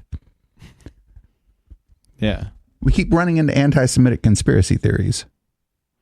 Most conspiracy theories are. That's right. At the bottom of the rabbit hole is that weird drawing of the Jewish guy with the big nose, no matter what rabbit hole you're at the bottom of. Except for the Bigfoot people. I bet they don't hate the Jews. No, I don't think the Bigfoot people think the Jews are hiding Bigfoot. But the Loch Ness people do. Are there any Jews there? Probably not. The Loch Ness Monster people are just Bigfoot people in Europe. They're probably cool too. Well, no, they just think there's an animal out there. Yeah, the cryptozoologist conspiracy theorists, they're cool. They're all right. They have good weed. They have weed. I was corrected in the chat when we were talking about it earlier. They said, the only Bigfoot person I ever met did not have good weed, but they did have weed. They have weed. It's just not good. Okay. Right. Well, times have changed because nobody has any shitty weed anymore except like Arkansas. I think that's where Puff Shake lives. Modern super marijuana it's like is everywhere. Of Eli Lilly, they were upset because of the damage we had caused to their killer drug, Prozac. They set up that article, they used their advertising dollar to force it to run, and that's the fact. All right. Now, if then is the fact... Wait, isn't that what the anti-vaxxers say?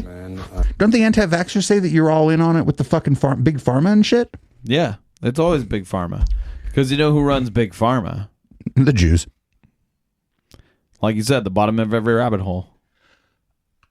It's not surprising to me that in the last 18 months or so, more and more people have started seeing what they believe to be Scientology propaganda and anti-vaccine groups on Facebook, because it sort of is like not that far away from their kind of anti-psychiatric drug stance. True, but it's also, like I was saying earlier, like if someone has a stupid, shitty belief, they likely have multiple stupid, shitty beliefs.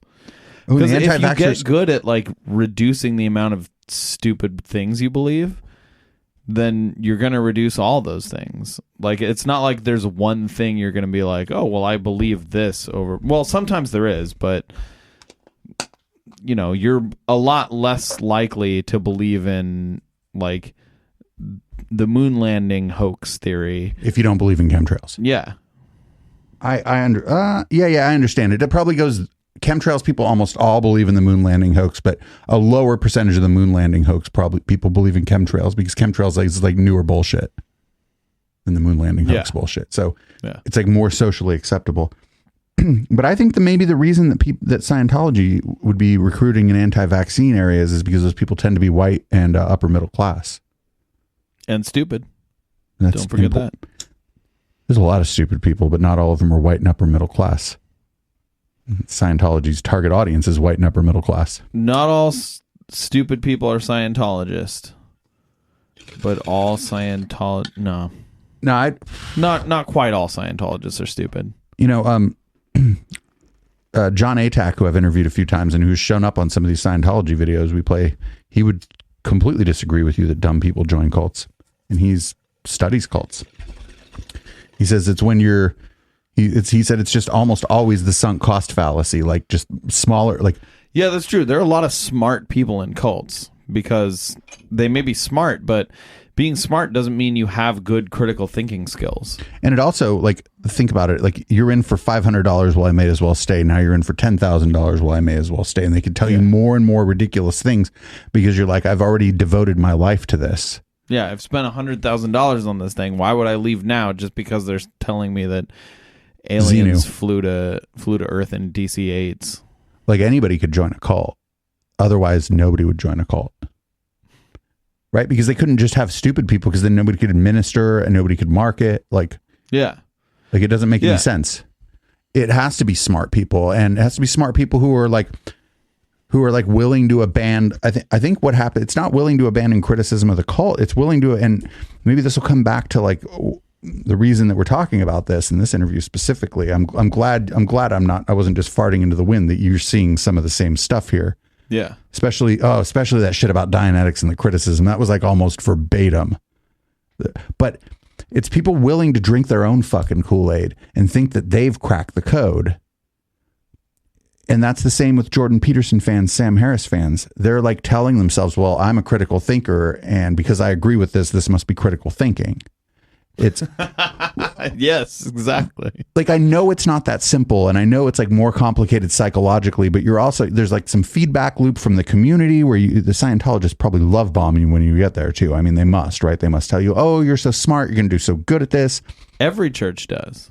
And I think that like and I'm not sure if there's a lot of new Sam Harris fans, but I bet if somebody's a really new Sam Harris fan and they were to jump on like some community about Sam Harris, everybody would like welcome them with open arms. Do you know what I'm saying? Mm-hmm. Oh, those people also, they have a name for outsiders, social justice warriors, postmodernists, right? They have these names. That apply to just everyone outside them, even the people that, even like right-leaning political, just random people. They would call them social justice warriors or normies. They might call them normies. You haven't been red pilled, and they call them suppressive persons in Scientology. Yeah, it's like there's always a name for the outsiders. And I mean, we have names for outsiders, but we like use their name. Like Jordan Peterson. We don't have a name for every outsider. Well, there's no name that includes every outsider because people are complex.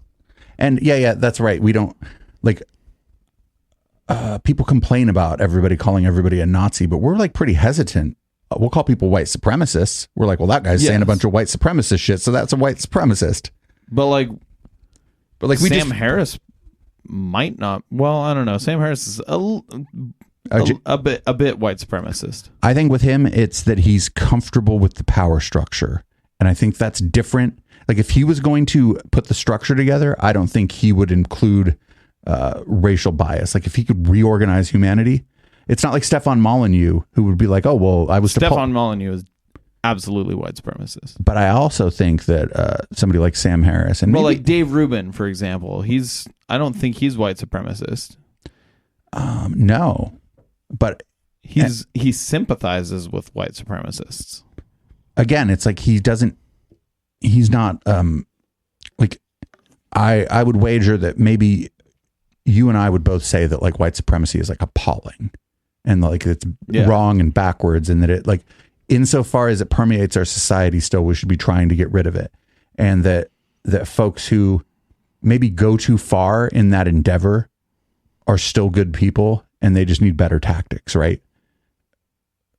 If folks like people who, the typical people who just, they would call them triggered or SJWs or whatever. Like some of this is bad tactics from the left, from our point of view, right? Because it gives fodder to the other side. But we don't think that like people go too far all the time. The problem is that when people go too far, like towards social justice, they're just annoying to some folks, right? Yeah. But when people go too far the other way, like we're SJWs, but we are totally annoying.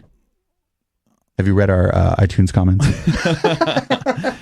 But what I mean is like, there are the SJWs that like you just wouldn't hang out with at a party, but they're the same kind of people that are the people on the right that we wouldn't hang out with at a party. Right. It isn't necessarily about their politics. It's just like, oh, this person's hard to talk to, and I've been drinking, and I don't like this person. They could be totally fine. It's just they're hard to talk to. And when we look at someone on the right and see that, we don't go, oh, everyone on the right must be that way. No, we know like there's plenty of charming people on the right. Yeah. There are tons of like people that I would definitely go to a party with on the right. It's just, if we started talking about politics, I'd be like, hey, let's talk about baseball instead or something. Right. But those are also probably the people who aren't going to tell you about the Great Replacement. Yeah. Because then like, I don't know, I have like a visceral reaction to that. I'm like, oh, what you're saying is totally racist. And like this is frightening to me. And we should end this conversation immediately. Yeah, at that point, it's like, no, I don't want to talk about baseball with you. I just don't want to talk to you. Right. You just go over there. Where the girls aren't. Because people who... it just so happens that the incels tend to be white supremacists. I'm sure that you have evidence of that. Well, here's what I do have of that.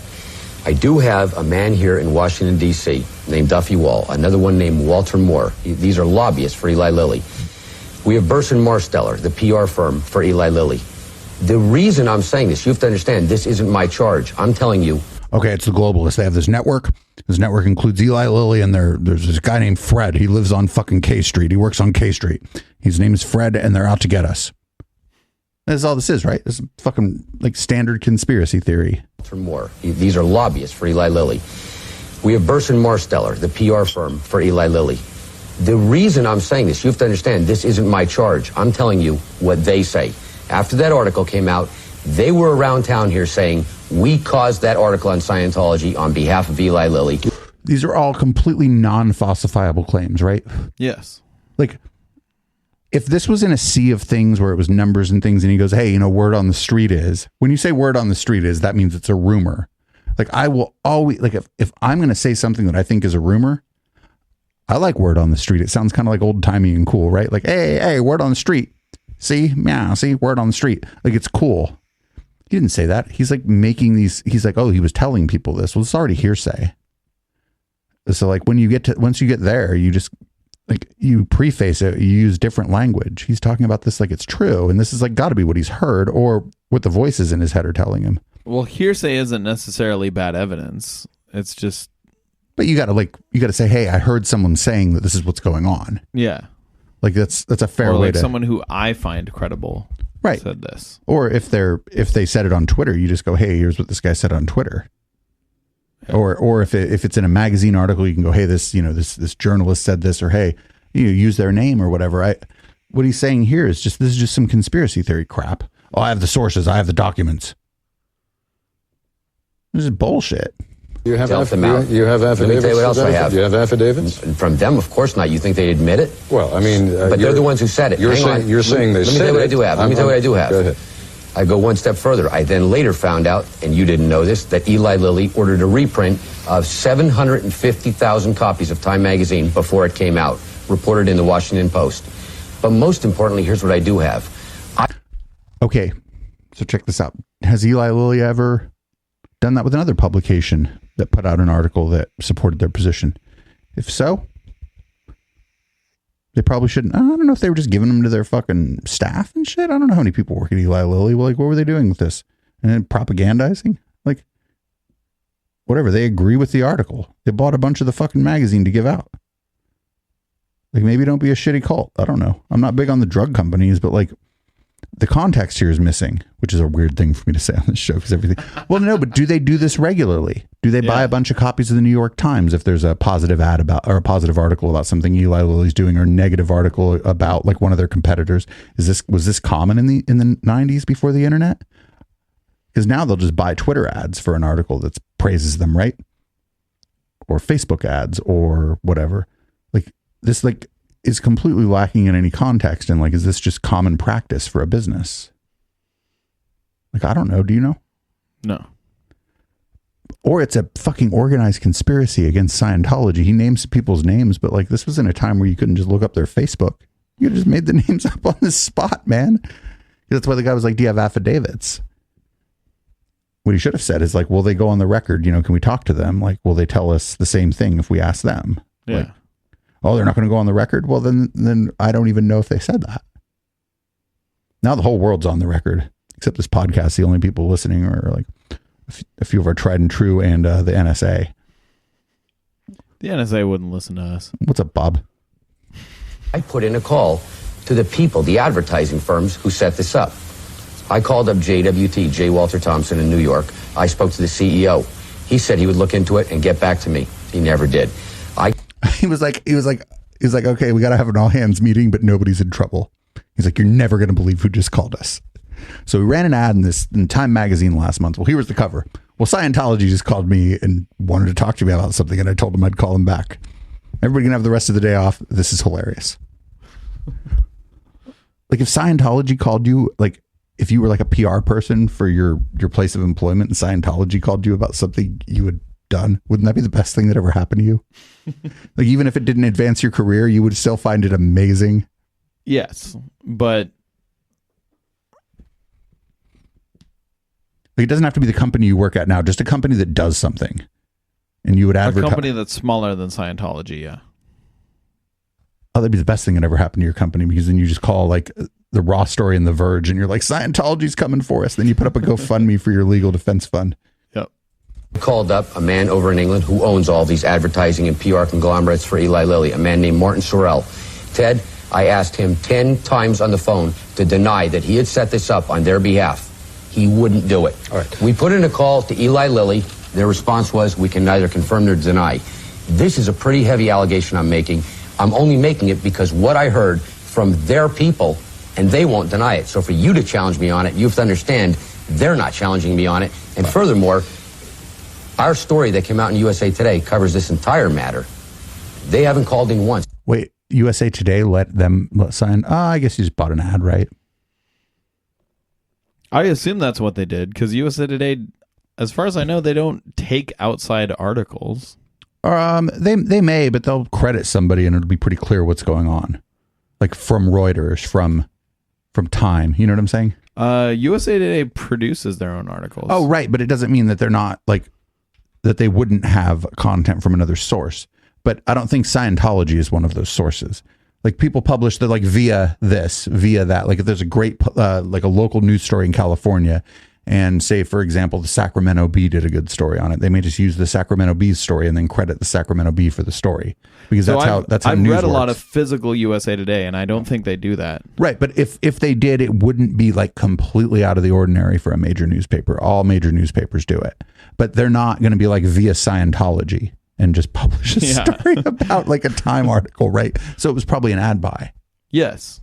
I assume that's what he's talking about. Or maybe one thing that USA Today does is they have articles where it's their opinion and the opposition's opinion, and that's in their opinion section. And so they said the opposition's opinion often is outside of USA Today. Right, because then that would be a thing where, here's what Scientology's response is.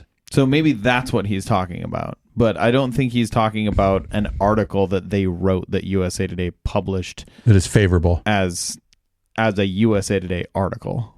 To correct any fact in it. When you say your story, you mean your advertisement? Well, there was actually an insert in there that laid out the entire way that came about. Advertisement. So advertisement. I'm gonna go out on a limb here and say that of the two people, I find Ted Koppel to be much more trustworthy than David Miscavige. Well, he didn't say that it wasn't an advertisement. He said it was an insert. Instead of insert. A lot of inserts are advertisements. So it was just an ad. Yeah. It wasn't even here are the two sides of this story. Yeah. Let us get back during the few minutes we have left in this podcast to discussing Scientology a little. And I made a suggestion at the beginning of this program, or near the beginning of the program, that in order to progress within your church, it costs money, right? If I'm poor, how far can I progress? Pretty far. How far? Well, I'll tell you this, by the time you start getting anywhere near the top, I guarantee you wouldn't be poor anymore, because generally people in Scientology do better if they honestly make it. But oh no, this is completely wrong. Okay. The people that make it to the top make it there because they have money, not because Scientology made them rich. So if you were to analyze the data, you could analyze it one way or the other. Basically, you could say, oh, this program, if people stick with it, they get rich. Or you could analyze it and say, oh, the rich people make it to the top of this program. It's exactly the same thing that multi-level marketing schemes do. There are people at the top, and they're not at the top because they started at the bottom and worked their way up. They're at the top because they bought their way into the top. Now they may make most of their money through that thing.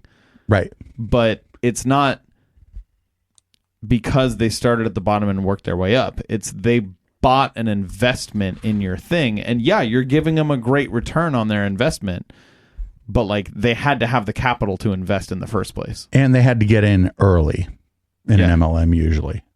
And same with Scientology. Maybe you might just be able to buy your way to the top, but I don't think this thing makes you any fucking money unless if you were there early. No, it totally makes you money. If you were there early. Scientology is a multi-level marketing scheme. Fair enough. So the people at the top are making all the money. Yeah. I think they're just bilking Tom Cruise, though. I think he's just like a ATM for them. I don't think he's making no money off Scientology.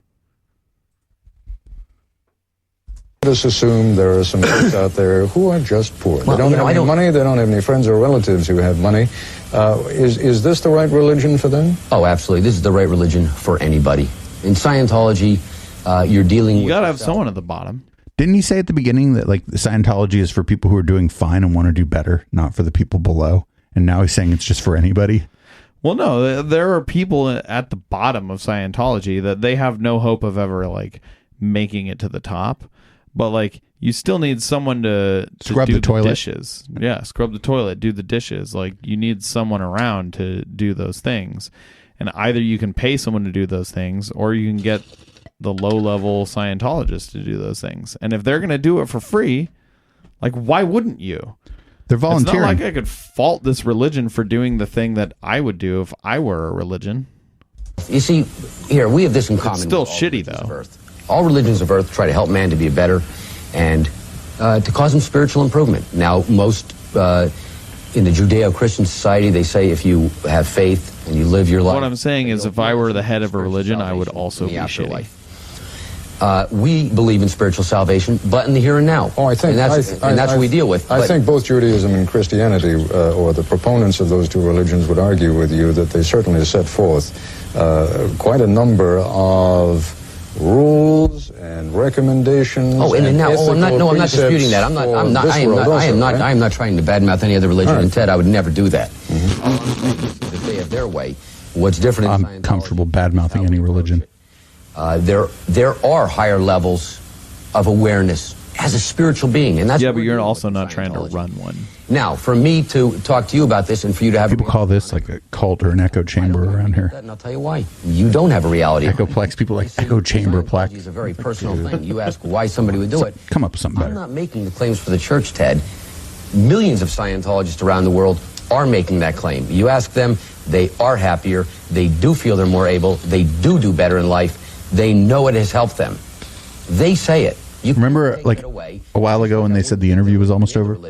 When somebody then comes about and says that Scientology doesn't do that, it's still got I don't have 20 minutes. Feelings. Yeah. I'm just asking you, and it strikes me as a reasonable question. But You get us a beer? You can't answer it. That there must be a I'll way get you of one. explaining Thank you. without going I'm into good. any of the innermost secrets of the Church of Scientology, and I understand your church has some secrets. There has to be a way of explaining what it is you do that's different. What is that we do? That's not very difficult at all. We approach it on a one-on-one basis. There is absolutely a technology of Scientology. There's a philosophy which covers the subject of life. I started talking about communication earlier on. Well, of course, it covers interpersonal relationships, a million subjects. I don't have enough time all night to go into them. But separately, there is a technology that's applied to you as an individual. Actual one-on-one counseling, where you look.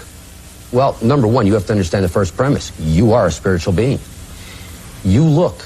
You find out more about yourself, who you are, where you have been. A man who can look back and do that is a very courageous individual.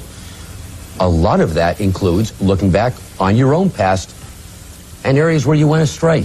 That's similar to other religions. It's also similar to psychiatry. Listen, I'm not similar to psychiatry at all. I brought one piece of paper here because I knew this was going to come up. This is psychology, which covers the subject of religion. It's called religiosity and pre-Oedipal fixation. Let me stop you 1 second. I just want to tell any members of our audience who may just have joined us and not have been with us, my guest is David Miscavige. You are now the head of the Church of Scientology. Yes. Right. Okay, please. This is what they say about religion. They say abstract. Religious. Who is this again? This is out of the Journal of Genetic Psychology. This is March 1985. And I want you to understand why I don't like being compared to these people, because I'm in a completely separate realm. Religious belief and observance derive from pre-Oedipal oral and anal drives according to psychoanalytic theory.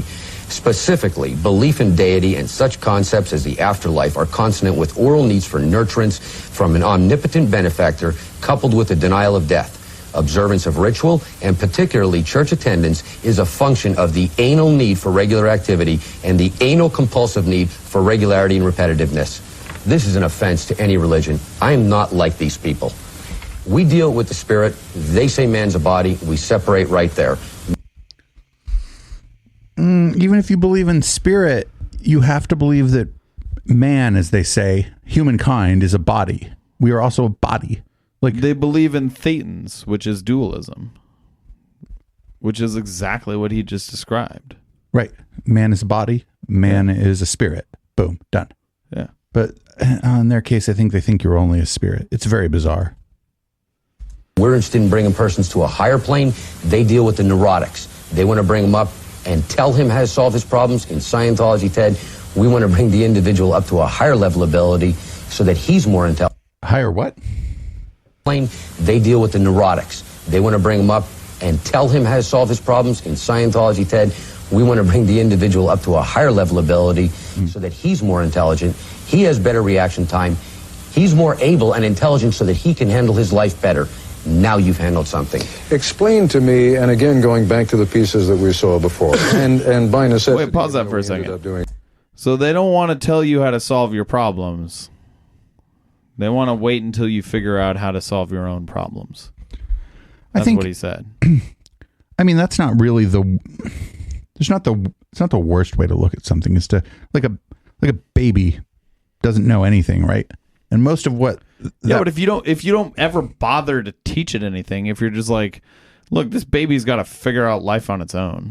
Well, most of what you'd figure out, like, people do show you, but there's a way in which you figure it out on your own too. Like, if you can't figure it out on your own, it doesn't. If you can't figure it out, it's complicated. Like, what he's saying is, like, the problem with what he's saying is that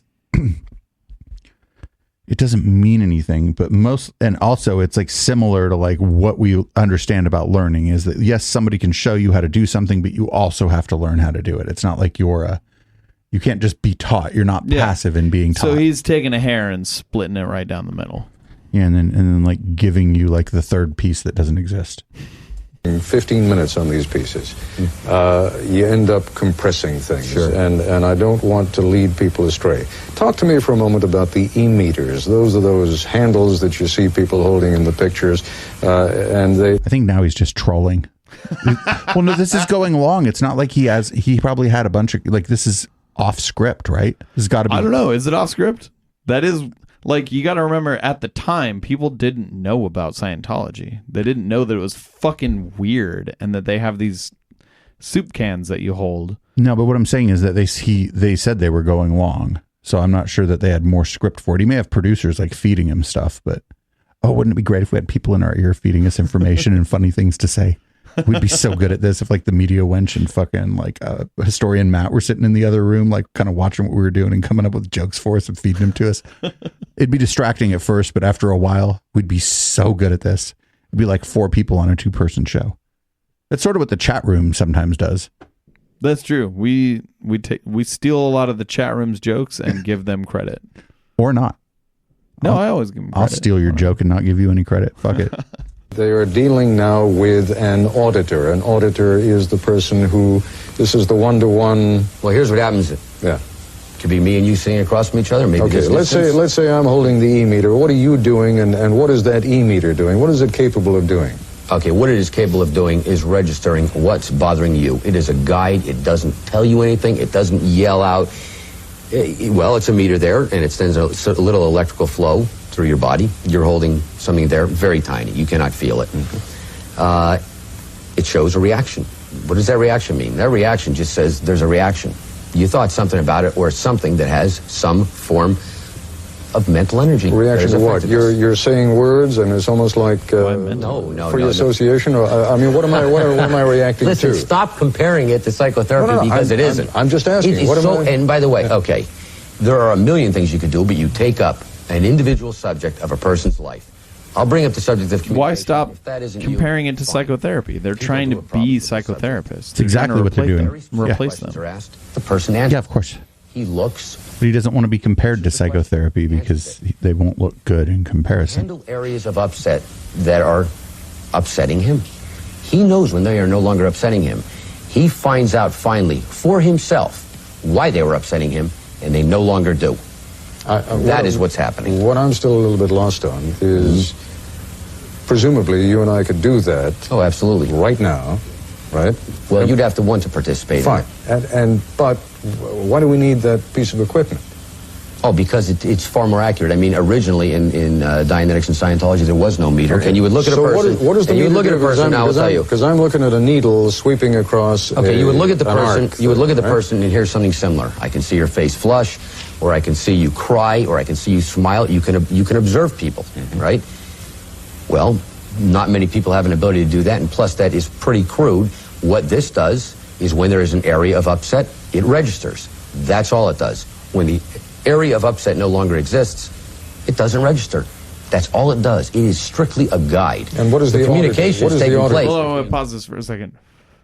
At first, he was saying it was a reaction, just a reaction. Now he's saying you're upset when the e-meter is bouncing around. Yeah. So is it just a reaction, or is it specifically an upset reaction? This is an e-meter. It's like a fucking weird fake science mind reader device from like the 1950s. It doesn't. It's like if a polygraph were made by a monkey.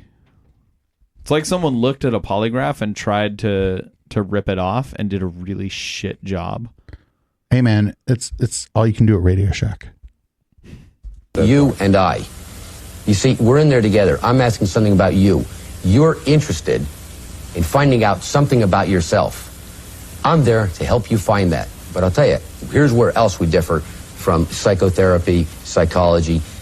Those people would tell you, this is your problem. That's a pretty arrogant position to take, for that person to tell you what's going on, considering every individual on this planet is different. Scientology, we show you a way to find out for yourself. And do you know who knows when you found out? You do. And if this still doesn't make sense to you, that's because you haven't done it.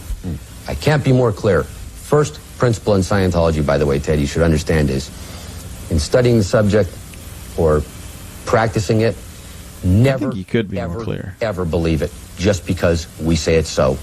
Only once you have experienced it yourself and you find this concept to be true, should you then consider it to be true. Could you, just on the most basic level, I mean, you say originally it was done without the e-meter anyway. Could you, on the most basic level, do it with me right now? Oh, absolutely not, because we're not in an environment here that is conducive to all the elements of auditing. Why? I mean, it would I'm perfectly comfortable here. Well, here's why. Because you're the interviewer here on the program, Right. and you're the one who's in I charge can't be here. a psychic right here, right now, because my powers don't work when I'm in a film studio or being tested in any way at all. That's the same thing people say, like with remote viewing and shit, right? Well, oh, you're watching me. I can't do it. Yeah. Whereas, like, if Bill Nye were on this and he'd be like, hey, so massive forces or massive objects attract each other through some unseen force that we call gravity. You know, he'd be like, well, can you show that right now? And Bill Nye would be like, yeah, hold on. Let me get my experiment set up.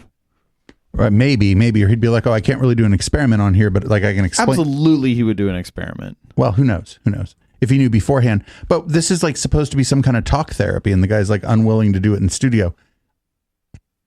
He doesn't even. He's never done that shit. That's probably why he doesn't even know how to do that shit. He just collects the money, man. He's the money man. On the program, and you're interested in doing a program. Oh, Dissoc can remote view.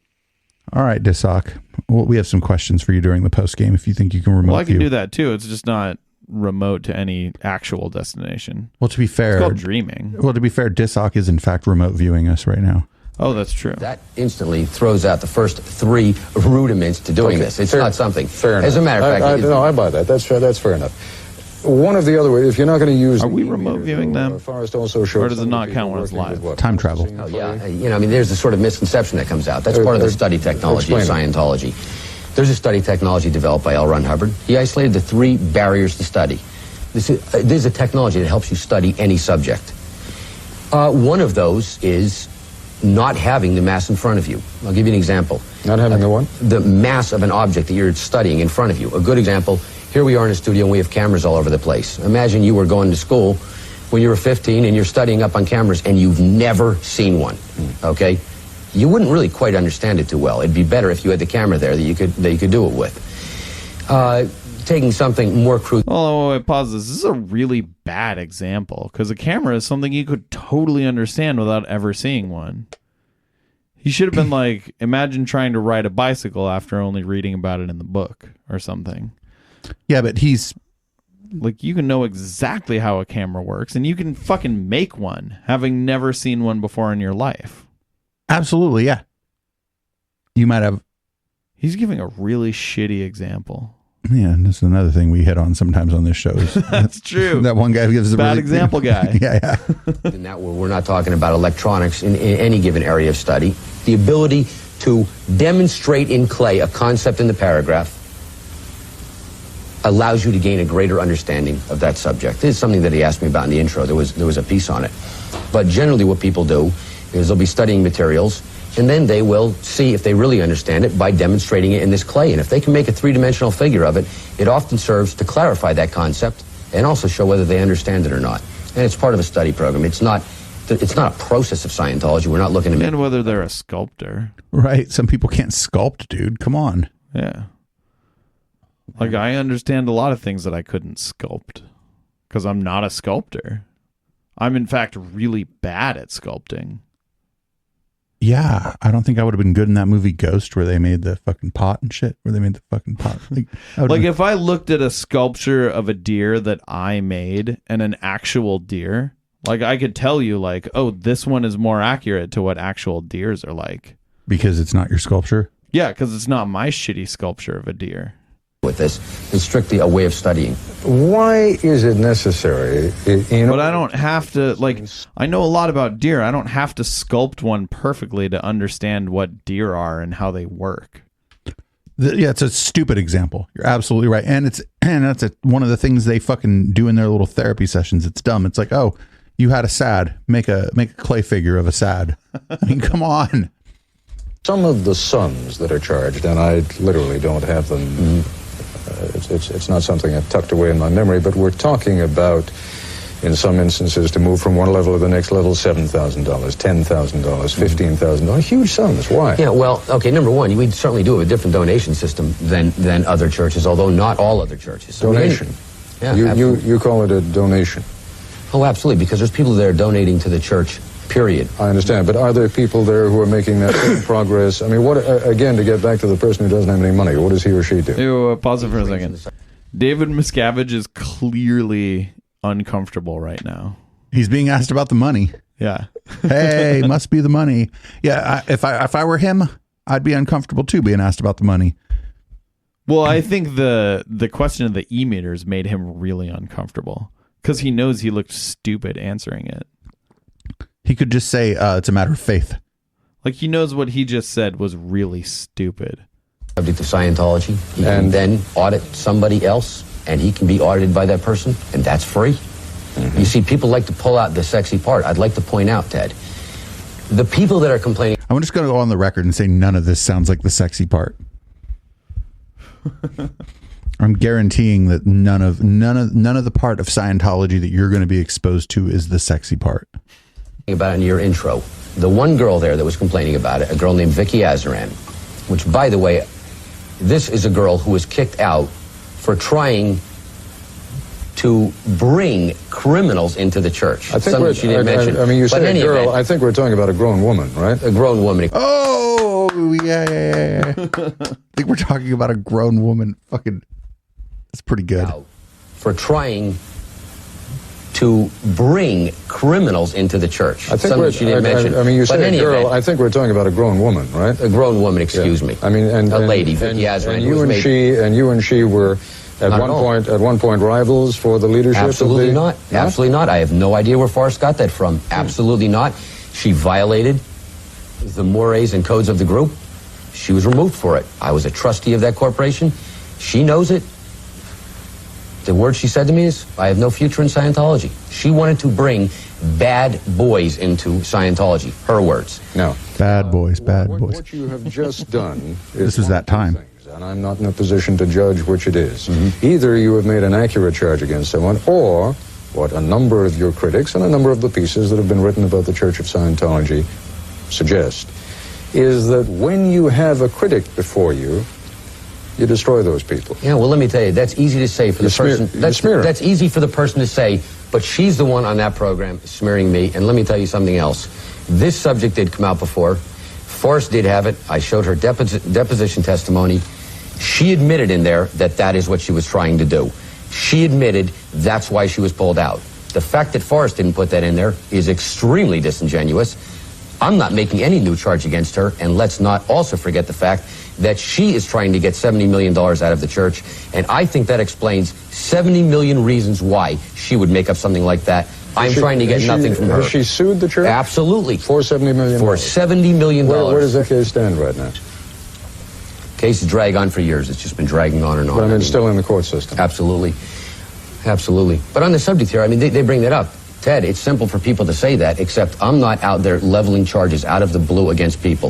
In fact, you've got to look at it this way. Yeah, but he kind of is. The whole time. Several times. The whole time, yeah. To come out to defend myself until this point, and I'm not even here to defend myself. But if somebody makes a move... Well, good, you're doing a shitty job of it. Getting destroyed by the most polite man that ever hosted a fucking show ever. That's probably why he said he's not out there doing that, because he knows he's doing really bad in this interview. You can see how uncomfortable he is doing this interview. He doesn't want to walk off. He also thought it was going to be like half hour and out, and now it's been like 40. You know, it's going to be about an hour by the time it finishes. But at about a half hour sorry, I'm allergic to bullshit. At about a half hour in, at about a half hour in, though, couldn't he have just been like, "Oh, you know, I actually don't have time." Yeah, because he didn't. Oh, but you know what? He didn't start getting uncomfortable until about 40 minutes. Oh, this was just like 5 minutes ago that he started to feel like he started shifting around and getting real defensive. You know, he just started feeling really uncomfortable, and I think it's definitely good on who is this? Ted Koppel? Yeah, definitely good on Ted Koppel for like waiting and, you know, giving him some like relatively easy questions first, and then coming at him with the hard shit. Like, all right, now that you feel comfortable enough that you're not going to walk out on me, like, let's start asking you some real questions about the kind of shit you do and the kind of shit your church does. Move like that, and they say something, and they have an ulterior motive, I think it should be explained. It's that simple. You had another example on there, a Roxanne friend. This is a horrifying story. This girl was ill. I feel for her. Another woman on there. He corrected him again and was like, another woman? Fucking little bit of shade. Love it. Yeah, but like David Miscavige is coming off pretty sexist in this interview. Excuse me. And I don't mean this in a demeaning way. I'm sorry.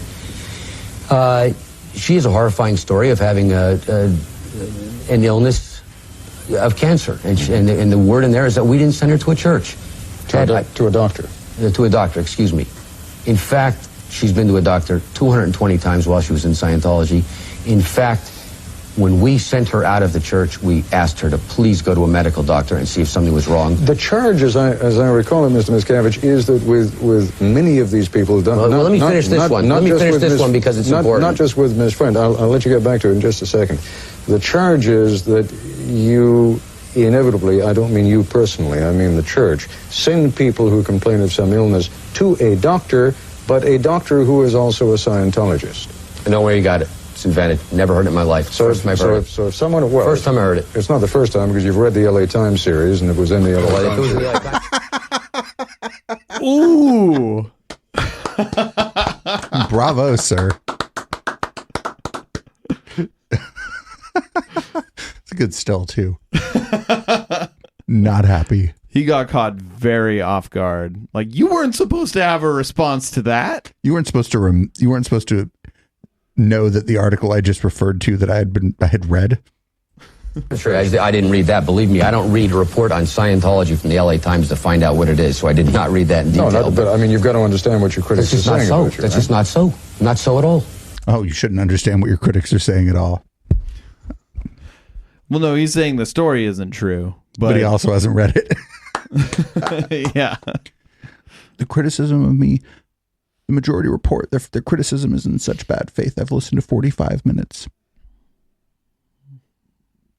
Well, he said he hasn't even read an article. But it's the same thing, right? This is all in bad faith, and no, we don't even listen to them. I mean, yeah, we don't listen to our critics, but they're all in bad faith. Oh, I'm sure that was just terrible. It's the same thing. Just absolutely not so. Any Scientologist who wants to go to an outside doctor, no problem. Anybody he wants. It's just an outrageous charge. I have no idea where it came from. What do you call the folks who are up at the higher level of your church? The ones in the uniforms. What is Staff that? members, Sea Org members of the church. Sea Org. Yes. What does that stand for? Sea Organization. Originally. SEA. Yes, from the sea. Sea. Yeah, sure, absolutely. What does that from mean? The ocean. Well, originally this group of people were based on ships at sea, and that's where the term Sea Organization came from. That was at a time when all kinds of folks were going after L. Ron Hubbard, and he moved his operation out to sea. Not because all kinds of folks were going after L. Ron Well, I mean, IRS was going after him, weren't they, at that time? Well, let me tell you, I mean, you know, I went through these early... The answer is either yes or no. It's not let me tell you.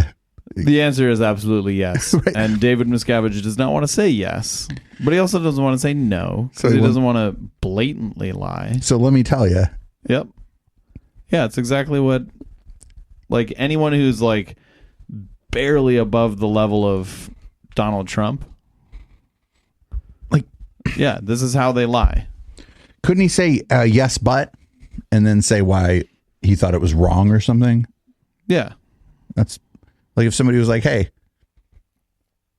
did somebody on your show do an impression of Peter Thiel that was stereotypically gay, claiming that he was gay Mitt Romney? I'd be like, well, yes, but that was me. I do that all the time. What's your next question? I'm like, okay with that. Hello. Earlier, you want to talk about them. It had there was no cause and effect relationship to L. Ron Hubbard being at sea and these people going after him, and therefore he was leaving. These people thought that I should probably be arrested, and then now I live on a boat in the fucking international waters. Imagine that. Correlation doesn't equal causation, but this one seems a little. This one seems. Correlation implies causation, though. Or it can. It can if, like, you think the IRS... correlation implies causation, but it doesn't mean causation. Well, if you think the IRS is coming for you and now all of a sudden you live in a boat that, like, is porting in countries other than the United States, it's like not... It's not a big stretch of the imagination to think that those two things are definitely related. And he didn't even get to any other organizations. It might not have just been the IRS coming for... Maybe the FBI was coming too. Who knows? It was multiple organizations. They were like, you don't move your entire organization out to the sea if the IRS is coming after you. You know, you do that if like the FBI. Everyone, yeah. Somebody who can arrest you is because the IRS tends not to arrest you. Yeah. You get arrested for tax fraud, not tax evasion. Tax evasion, they just take your money. Yeah. But you want to bring out all sorts of folks. Ted, let's be accurate here. There have been attacks leveled against Scientology. They uniformly... Dude, no, an arrest warrant or a subpoena is not an attack. Right? This is like the next level. Yes. Right? Like if you've been subpoenaed or given a summons, these are not attacks. This is like the next level past like criticism being an attack. This is like a subpoena is an attack. Yeah. This is like, hey, you need to come here to tell us the truth. And if we find that you're not telling the truth, you're going to go to jail. We're going to fine you, or you could come here and cop to the truth, and maybe we'll work with you on this and try to help you figure this out. But yes, he's being subpoenaed. This is an attack. It sounds the hell of Donald Trump. Yes. Like, I would suggest to you that the legal system and the cops particularly do like to attack people, but Scientology was not being attacked. There would probably have been shown great lenience. I don't think the FBI generally attacks people. Like your local cop might attack someone, you specifically, like, or just if they're provoked, or maybe if they're not. I don't know. They could be like they might be the provocateur. Yeah, but generally FBI agents, they're not the provocateur. Yeah, and if they're investigating you, something is drastically wrong, because it's not like they see you on the street and they're like, "I'm going to investigate that guy." Or if they investigate you and find nothing, they just made a mistake and they move the fuck on. Yeah, they don't just be like, "Oh, that's a weird science fiction writer. Let's get him." Seems like a dumb way to run the government. Yeah. Reported by the media. The net result doesn't. Let me just go through them. I mentioned the Food and Drug Administration. They tried this case for 6 years. They lost. It was headline press when it came out. They lost the case. Full religious recognition of the church. They passed their information to Australia. There was a full inquiry down there. In 1982, the court ruled in our favor and issued an apology stating that this was an embarrassing chapter in the history of that country. You talk about the attacks here. The real story is this, Ted. Nobody's attacking you. There are new ideas in Scientology. These get attacked. It's not the first time in the history of the world that this has happened. This has happened to many other groups. This happened to Christianity. Bring it up forward to another religion, Mormonism. Back in the day of Christianity, like, people had to dig a hole to take a shit, man. I feel like it's like a really bizarre thing to compare like the New York Times and Time Magazine writing articles about you to like religious oppression in the fucking Bronze Age or whatever. Like, I feel like you're making a big stretch there. Yeah, you're playing the victim. Well, there's no Time Magazine. There's like no equivalent of Time Magazine when Christianity was first being formed. I don't know what the media was. The media might have just been gossip and what you heard from people, right? Because there was stone tablets. I mean, you can't really do that, right? There was, before the printing press, like media was like a difference. And I just feel like it's really, really kind of like a bizarre comparison, like the beginning of a religion in the 20th century versus the 0th century. Yeah. According to that religion, which is a weird way to talk about centuries. I feel like we should de-Christianize our centuries. But this is bizarre. It happened to them. It happened to us. The attacks on us, though, I will say, in the last 40 years are unprecedented and unrelenting, not even rivaled by any other group during that time period. And yet the Church of Scientology... I'm the most bemoaned public intellectual. ...throughout that entire time period, and grown and continue to grow. That is the real story. No, groan is right. That's all you're doing. Groaning. He's starting to like not perform well too, right? Well, yeah, he's very caught off guard. It seems to me like he came here under the impression that the interview would be easy, and the interview has now gotten hard, but he's at the point where if he just got up and left, he would make a very bad impression. Oh man. This is the thing is like, if somebody talks to me and I don't like what they're saying, I don't mind coming in hot and talking shit and stuff. People are like, "Oh, you got flustered." And I'm like, "Dude, I was talking a hell of shit." Like, but this is different what he's doing here. It's like all defense. There's no like offense, right? There's nothing to go on offense against Ted Koppel for, but if the way that it appears that he felt, if I felt that way, that somebody was coming for me, I'm coming for them. Do you know what I'm saying? Yeah. And he can't do that because there's nothing to come for with Ted Koppel. He's just like a news guy, right? And like if just a news guy was interviewing me about my show and he was like, oh, you do this and you traffic in some sort of, like, I don't know, they'd say you elevate conspiracy theorists or you elevate, cults and like you're exposing these ideas and whatever. I'd just be like, oh, well, I don't think that's what we're doing. I think we're making fun of that. Yeah, but we're doing something fundamentally different than what he's doing. So it makes sense in this context that he's getting very uncomfortable. Also, Ted Koppel dunking on me in an interview would be the best thing that ever happened to me, to be perfectly honest, right? Even if I lost, even if I was like pummeled in the interview because he fundamentally disagreed with me about something, it would still be the best thing that ever happened to me. This is a bad thing for Scientology. Makes recruitment and I harder. guarantee you 100% that the reason he's never done an interview after this is because of how poorly he performed. He'd never done one before this either, but it had only been 10 years. Since this, it's been almost 30. It's 1992. It'll be 30 years in 2022. So over 25 years. Story of Scientology, and the only way that can occur is if you have something beneficial to offer people. And side note, if you've ever seen that movie Ready Player One, I'm convinced that the villain was based on David Miscavige. Have you seen Ready Player One? I have, but I don't remember it. Oh, watch it again. Okay. Just 10 minutes of it. Just get a supercut of the villain or something. Because like it definitely based on this guy. There's no way it isn't. Scientology does. You can talk about all of this. I can debate with you about that. You can go speak to a Scientologist, which we're made available to Nightline, and ask them what it has done for them, and they do applaud it. The people who are detractors, anybody has critics. That's fine, and I have to tell you, I don't mind somebody criticizing a valid fact in Scientology, Ted. I'll be the first one to deal with it. People within the church, there's various complaints here and there, little ones. I always investigate them. But what upsets me is when one of these critics brings this up, and your reporter doesn't mention the fact that they are suing, or the fact that they were removed, and I've shown deposition testimony. You see, it's out of the realm of what I'm saying. The fact that another man wanted to kidnap Scientologists, and I showed the documents to your reporter, and he doesn't put them. He's obviously flustered because he's going back to this. He's like the same set of talking points we heard over and over again, just kind of in rapid fire. Yeah. Like I don't think I would do this in a discussion with somebody. I don't think I'd go back over the shit that I was saying before. Also, I'm like not a huckster or a con artist. That's like really important. If I was a huckster or a con artist, the studio would be a lot nicer. He's a con artist, but he's a bad one. Oh yeah. He's maybe really good at maybe really good internally at controlling the people inside, but he's not good at controlling anyone outside. Yeah. And so he's doing a really bad job here. That other guy, Tommy Davis, is super good at that shit. But now he's like some kind of hedge fund manager asshole.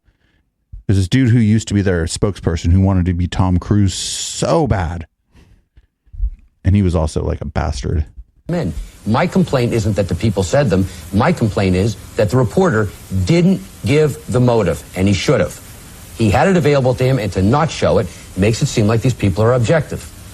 You want to go around and check out the controversy. It's created in the media because, Ted, like I said at the beginning of the show, there are 100,000 Scientologists for every one detractor. And when you just show those people, well, they've picked up the lines. They're coordinated. They find all the little buttons to press, and they all say the same ones. They're frightened. They're on the show. I spoke to Roxanne Friend over Christmas. I feel sorry for her, but do you know what she said to me, Ted? She asked me at the end of our conversation, Dave, please tell me, is it ever possible for me to come back to Scientology? That's the real story. That isn't on there. For every minute that we spent in the report at the beginning, we have spent roughly 5 minutes now with you and me talking. I mean, you are, after all. We've gone almost an hour and a half. Very well, and I appreciate it. That's right. Aren't you capable of responding? I mean, you keep saying, why don't you go talk to the Scientologists? You're the...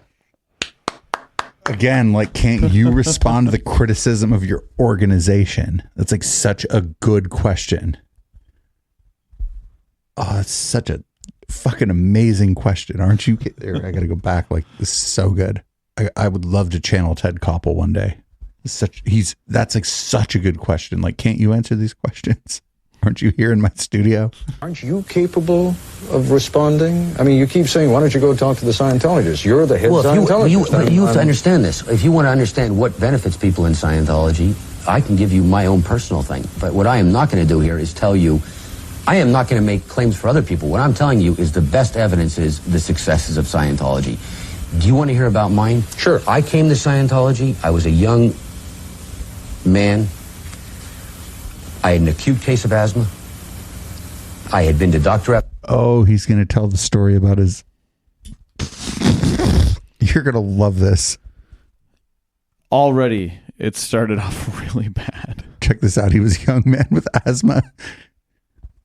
Doesn't acute mean there's no explanation for it? Like it, or... No, acute is the different other thing. Acute is like, not like, it's like, it's chronic is like always, and like it's present or experienced to a severe or intense degree. Yeah. He had acute asthma. It was intense. Like, whereas chronic may not be intense, but it's always there. I was a young man. I had an acute case of asthma. I had been to doctor after doctor. Nothing could cure it. My father heard of Dianetics and Scientology, took me to an individual. I was with him for an hour. I used exactly what anybody can read in Dianetics, the Modern Science of Mental Health. Of a short duration, but typically severe. I say, hold on. Read in Dianetics, the Modern Science of Mental Health. That asthma disappeared for 3 years. I say 3 years because I'm not going to tell you it went away forever. After that, it came up again, and I dealt with it, and I don't have it now. I do 5 miles a day. I just don't have that. Is that the greatest thing it's done for me? No. But at that... Wait, what? He does 5 miles a day. Like, does he think that has nothing to do with not having asthma anymore? Oh, I don't know what the time frame on all of this was. He's trying to say that because he can run now, he doesn't have asthma, and that Scientology cured his asthma. Like, this is crazy, right? Yeah, but like running helps with asthma in a lot of cases. That I didn't know. Hey man, if that was how he like controlled his asthma was through exercise, he'd never tell you that, because Scientology. It's like saying, man, I had so much strep throat before, but then I joined Scientology and I took all these antibiotics and now I don't have strep throat anymore. So isn't Scientology great? At that point, I certainly knew it was something beneficial. I knew it. It's a personal story. What it has done for me since then is just fabulous, but that is my own personal story. That is what the story is of Scientology. Yeah, because now you fucking run it. Endless, Ted. You see, we talk about these, and that's why I was concerned about such an intro piece. Your story, 100,000 people off drugs. That's help. That's good. I can give you these statistics. You were talking before about Narconon, right? Narconon operated in Oklahoma, correct? Uh-oh. What do you think the story is? I don't know. I haven't heard anything specific like this. Is he about to say a specific case, or is he about to talk about like percentages? I don't remember. I'm just wondering what you think's going to happen here. Maybe he's going to talk about percentages. I don't know. State of Oklahoma said illegitimate group tossed you out. Well, there you go. Now we're going to bring up a new allegation. Okay. The state of Oklahoma. No, they didn't. They didn't toss it out. It's still there, and that's in the court system. In fact, what happened, Ted, is that various doctors came in to testify. The leading drug rehabilitation experts in the country came in to testify. Well, let me finish. Who was opposing? Let me finish this. Who was trying to get it out? The psychiatrists. Well, who the fuck else was he going to say? Who was trying to get it out? Well, I mean, if you've been listening to the rest of this interview, it's obviously the fucking psychiatrists. The psychiatrists with their big nose and their greedy hands. The Mental Health Board. The leading doctors across the country, Forrest Tennant, another gentleman whose name doesn't come to mind right now, testified in behalf.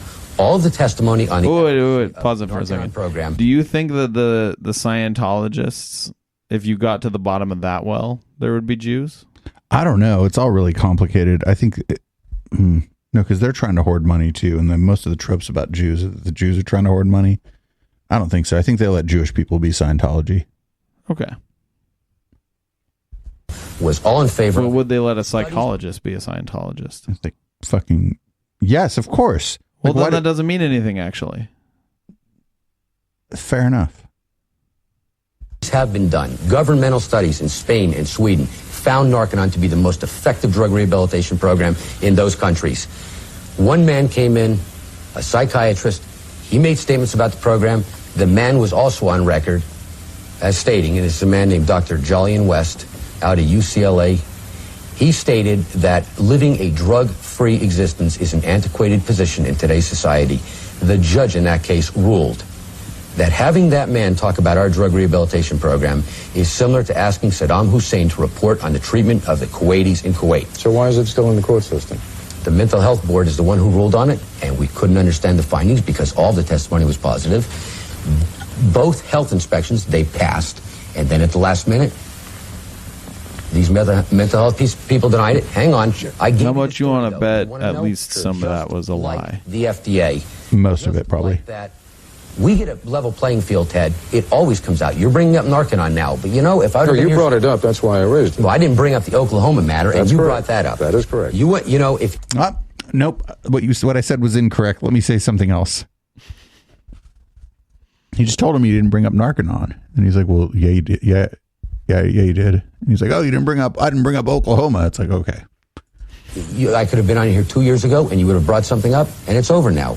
There have been these cases, but in the end, we come out on top. And I'm telling you, Ted, there are a group of people on this planet who find us to be a threat to their existence, and they will do everything in their power to stop us. And that is the mental health field. I didn't pick a war with them. You can ask them if they feel this way, and they will tell you that. One last quick area I want to go into. Explain to me what a clear is. Okay, well, the first book, Dianetics, talks about the mind. Mm-hmm. And the subject of the mind, well, you have a mind. And I did this with you before, but anybody can see what their mind is. Their mind is composed of pictures. You can close your eyes, look at a cat, and you'll see a cat, and those pictures you're seeing are your... Well, wait a minute. No, if you close your eyes and then you look at a cat, first of all, you don't know where to look because cats always move. Like the cat... In fact, if you look at a cat, close your eyes, and then picture a cat, you see a cat. But that's not exactly the same thing. Also, if you don't close your eyes around a strange cat, it might kill you. Like you're imagining the cat, but you're not seeing a cat. This is dumb. This is some Deepak Chopra shit right here. This is a little off script. I did this with you before, but anybody can see what their mind is. Their mind is composed of pictures. You can close your eyes, look at a cat, and you'll see a cat, and those pictures you're seeing are your mind. There are parts of this mind. You have your analytical mind, which you do your thinking with, which is very analytical. A perfect computer is a good analogy. No, this is the other thing that I think that, like, oh man. So, you know how a lot of mixed skeptics are like, you're just not looking at this analytically and whatnot. I think they're describing the same thing where they kind of want to get rid of that thing where, oh, you're triggered. Sort of reminds me of the reactive mind that he's about to talk about, because he talked about the analytical mind. So what they've done is they've like turned themselves into the perfect like processor of information is what he's going to say that they've done here when they've gone clear. Yeah, but it's not true. Like, it's crazy. It's a delusional thing to believe about yourself. Yeah, like humans don't have a perfectly analytical mind. No. Anywhere in their brain. Like the brain is not a computer. It doesn't work like that. In fact, a computer doesn't even work like that. Yeah. Computer just takes the instructions and does it. Like a computer can perfectly analyze whether 2 + 2 = 4. Only if it has the instruction set to do it. Yeah. Like it's just following the instructions. But like what he's talking about is way beyond that. You know, he's talking about like higher level cognitive functions. And that's not, you know, your brain thinking of a cat is not the same thing as a cat. Yeah. Right. Because if I was thinking of a cat, it wouldn't mean there was one here. Yeah. And it's also like you can think of a cat, but it's not the reality of what a cat is. There's a lot that goes into cat that your mind can't create with zero matter. Yeah. And there is a reactive mind. And this is the mind that kicks in. In other words, no one ever pictures a skeleton inside the cat that they're picturing in their mind. Yeah, you don't think about its liver. Yeah. This mind. You have your analytical mind, which you do your thinking with, which is very analytical. A perfect computer is a good analogy. And there is a reactive Terrible mind. analogy. And this is the mind that kicks in during any moments of trauma, stress, unconsciousness. It is recording a series of pictures of these incidents. Unknown. This is some Sigmund Freud Later bullshit. It's even worse than that. It's the fucking McSkeptics. I'm telling you, no, it's the fucking people who think that, like, I feel like maybe some people who are skeptics think that this is true, kind of. Like, oh, well, you disagree with me, and so you're speaking out of emotion. I don't really see a whole lot of difference. Yeah. Like, I don't believe that. It's dumb. Like, I bring all my biases and my experience and shit with everything I think about. Like, that's the only way to, like, think about how your mind works. Like, you can think about, well, it seems like I'm biased here, and then think about it again and try to think about it in a new way or whatever, but you haven't rid yourself of the reactive mind.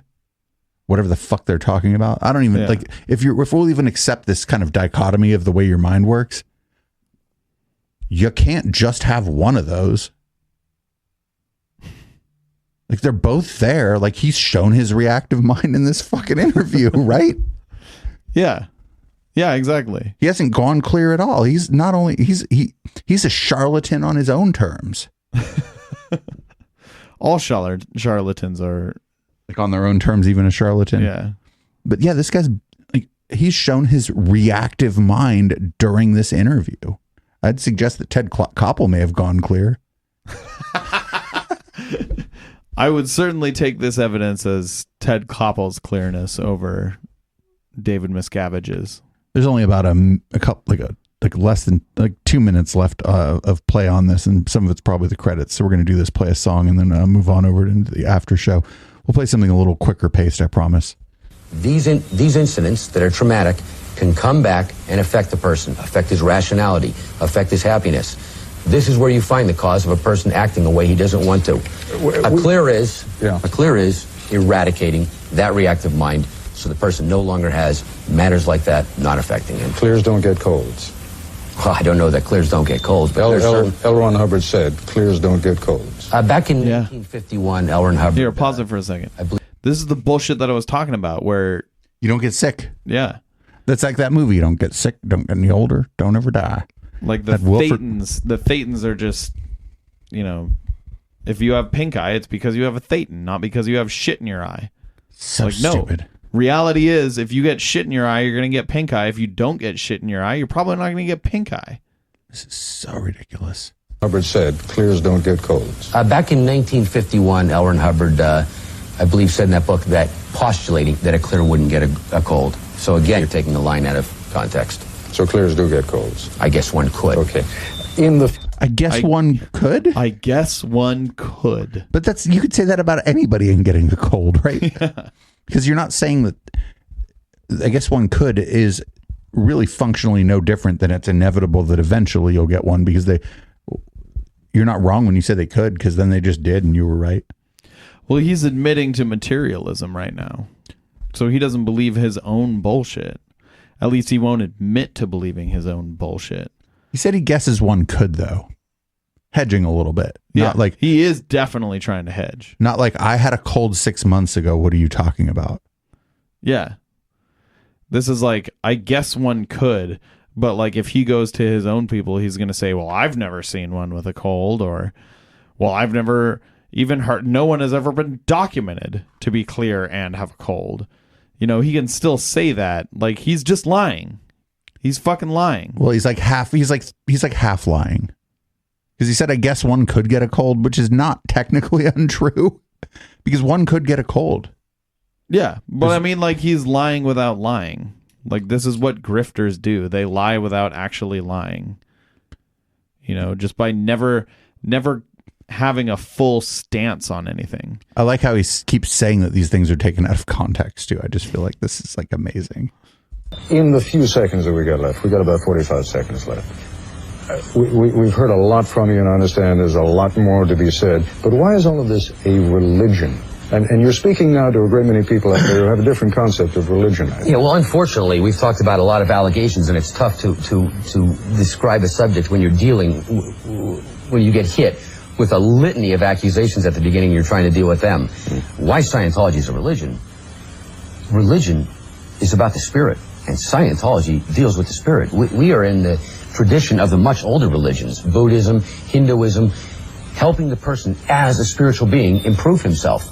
That is what religion is about. That is why this is a religion. It doesn't fall into any other field. And on that note, David Miscavige, let me thank you. I appreciate very much your joining us. Okay, thank you. I mean, I agree with him right there. It's just I don't agree that religions should be given any sort of exempt status in America. You shouldn't be exempted from the law just because you believe in stupid bullshit, regardless of what that stupid bullshit is. Yeah, that's fair for sure. But also, I think Scientology is just a fucking pyramid scheme. Like, I think they're a religion. I mean, 100% they're a religion. People believe in fucking Xenu. How's that any different than believing in God? Well, they're the same goddamn character. Most of the people in Scientology aren't OT3 or higher and have never been officially told about Xenu, which is bizarre. True, but they're definitely a religion. Yeah. Well, I don't think that a religion should be afforded special status either. And I also think that if a religion is doing charity, they should just be a charity. Like, no problem. If they're a business, they should be a business. Yeah. That's it. Yeah, exactly. Like, That's if your religion easy. is a charity, be a 501(c)(3). Right. And then prove to everybody that you're a charity and nobody be mad at you at all. Yeah, there are ways to get tax exempt status without saying like, oh, we deserve tax exempt status because a lot of people believe in some crazy shit and we told them to. Well, the thing is, if you do that, though, there's paperwork involved. Whereas if you're a religion, you're exempt from a lot of paperwork. Yeah, like there are definitely benefits to being a religion that don't apply to being a 501(c). But like, that's the bad thing. Right. Yeah, of course. They should have to follow the same rules as everybody else. So, hey, everybody. The bad thing is not that Scientology is being considered a religion. It's that being considered a religion gets you all these stupid benefits that you shouldn't be afforded. Yeah, Scientology is maybe just like one of the worst case scenarios or whatever. Good thing it's as small as it is. So, hey, everybody, thank you for listening to the longest episode of the podcast version of the Intellectual Dollar Tree that ever happened. You can find us on Patreon, patreon.com/Echoplex, and you can listen live every Wednesday at twitch.tv/Echoplex Media. And here is Uh-Oh by Cat Robichaux and the Darling Misfits, and then whatever the autoplay plays while I take a break.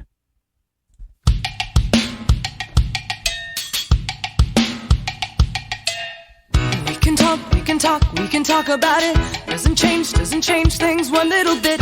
We can talk if you want to. We can dig, we can drag feelings back from the dead. Do an autopsy and dissect everything that was said. Or we could do our best to forget all about it. All about it. Oh, we could let go. Oh, what's the worst that could happen if we just went on with our lives?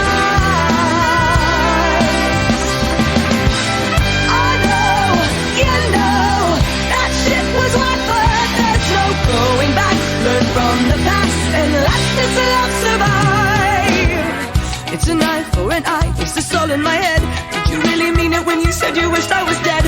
Oh my God, at your age, that's no way to behave. You're so impossible. Plug your ears, run away like you're in the 5th grade. La la la la la la la la, I can't hear what you say. Oh my God, this is it, this is how we go. Insane. Let go. Uh-oh. What's the worst that could happen if we just went on with our lives? I know, you know, that shit was whack, but there's no going back. Learn from the past and let this love survive. We used to get along so well, but now I'm in the front seat and you're driving us to hell.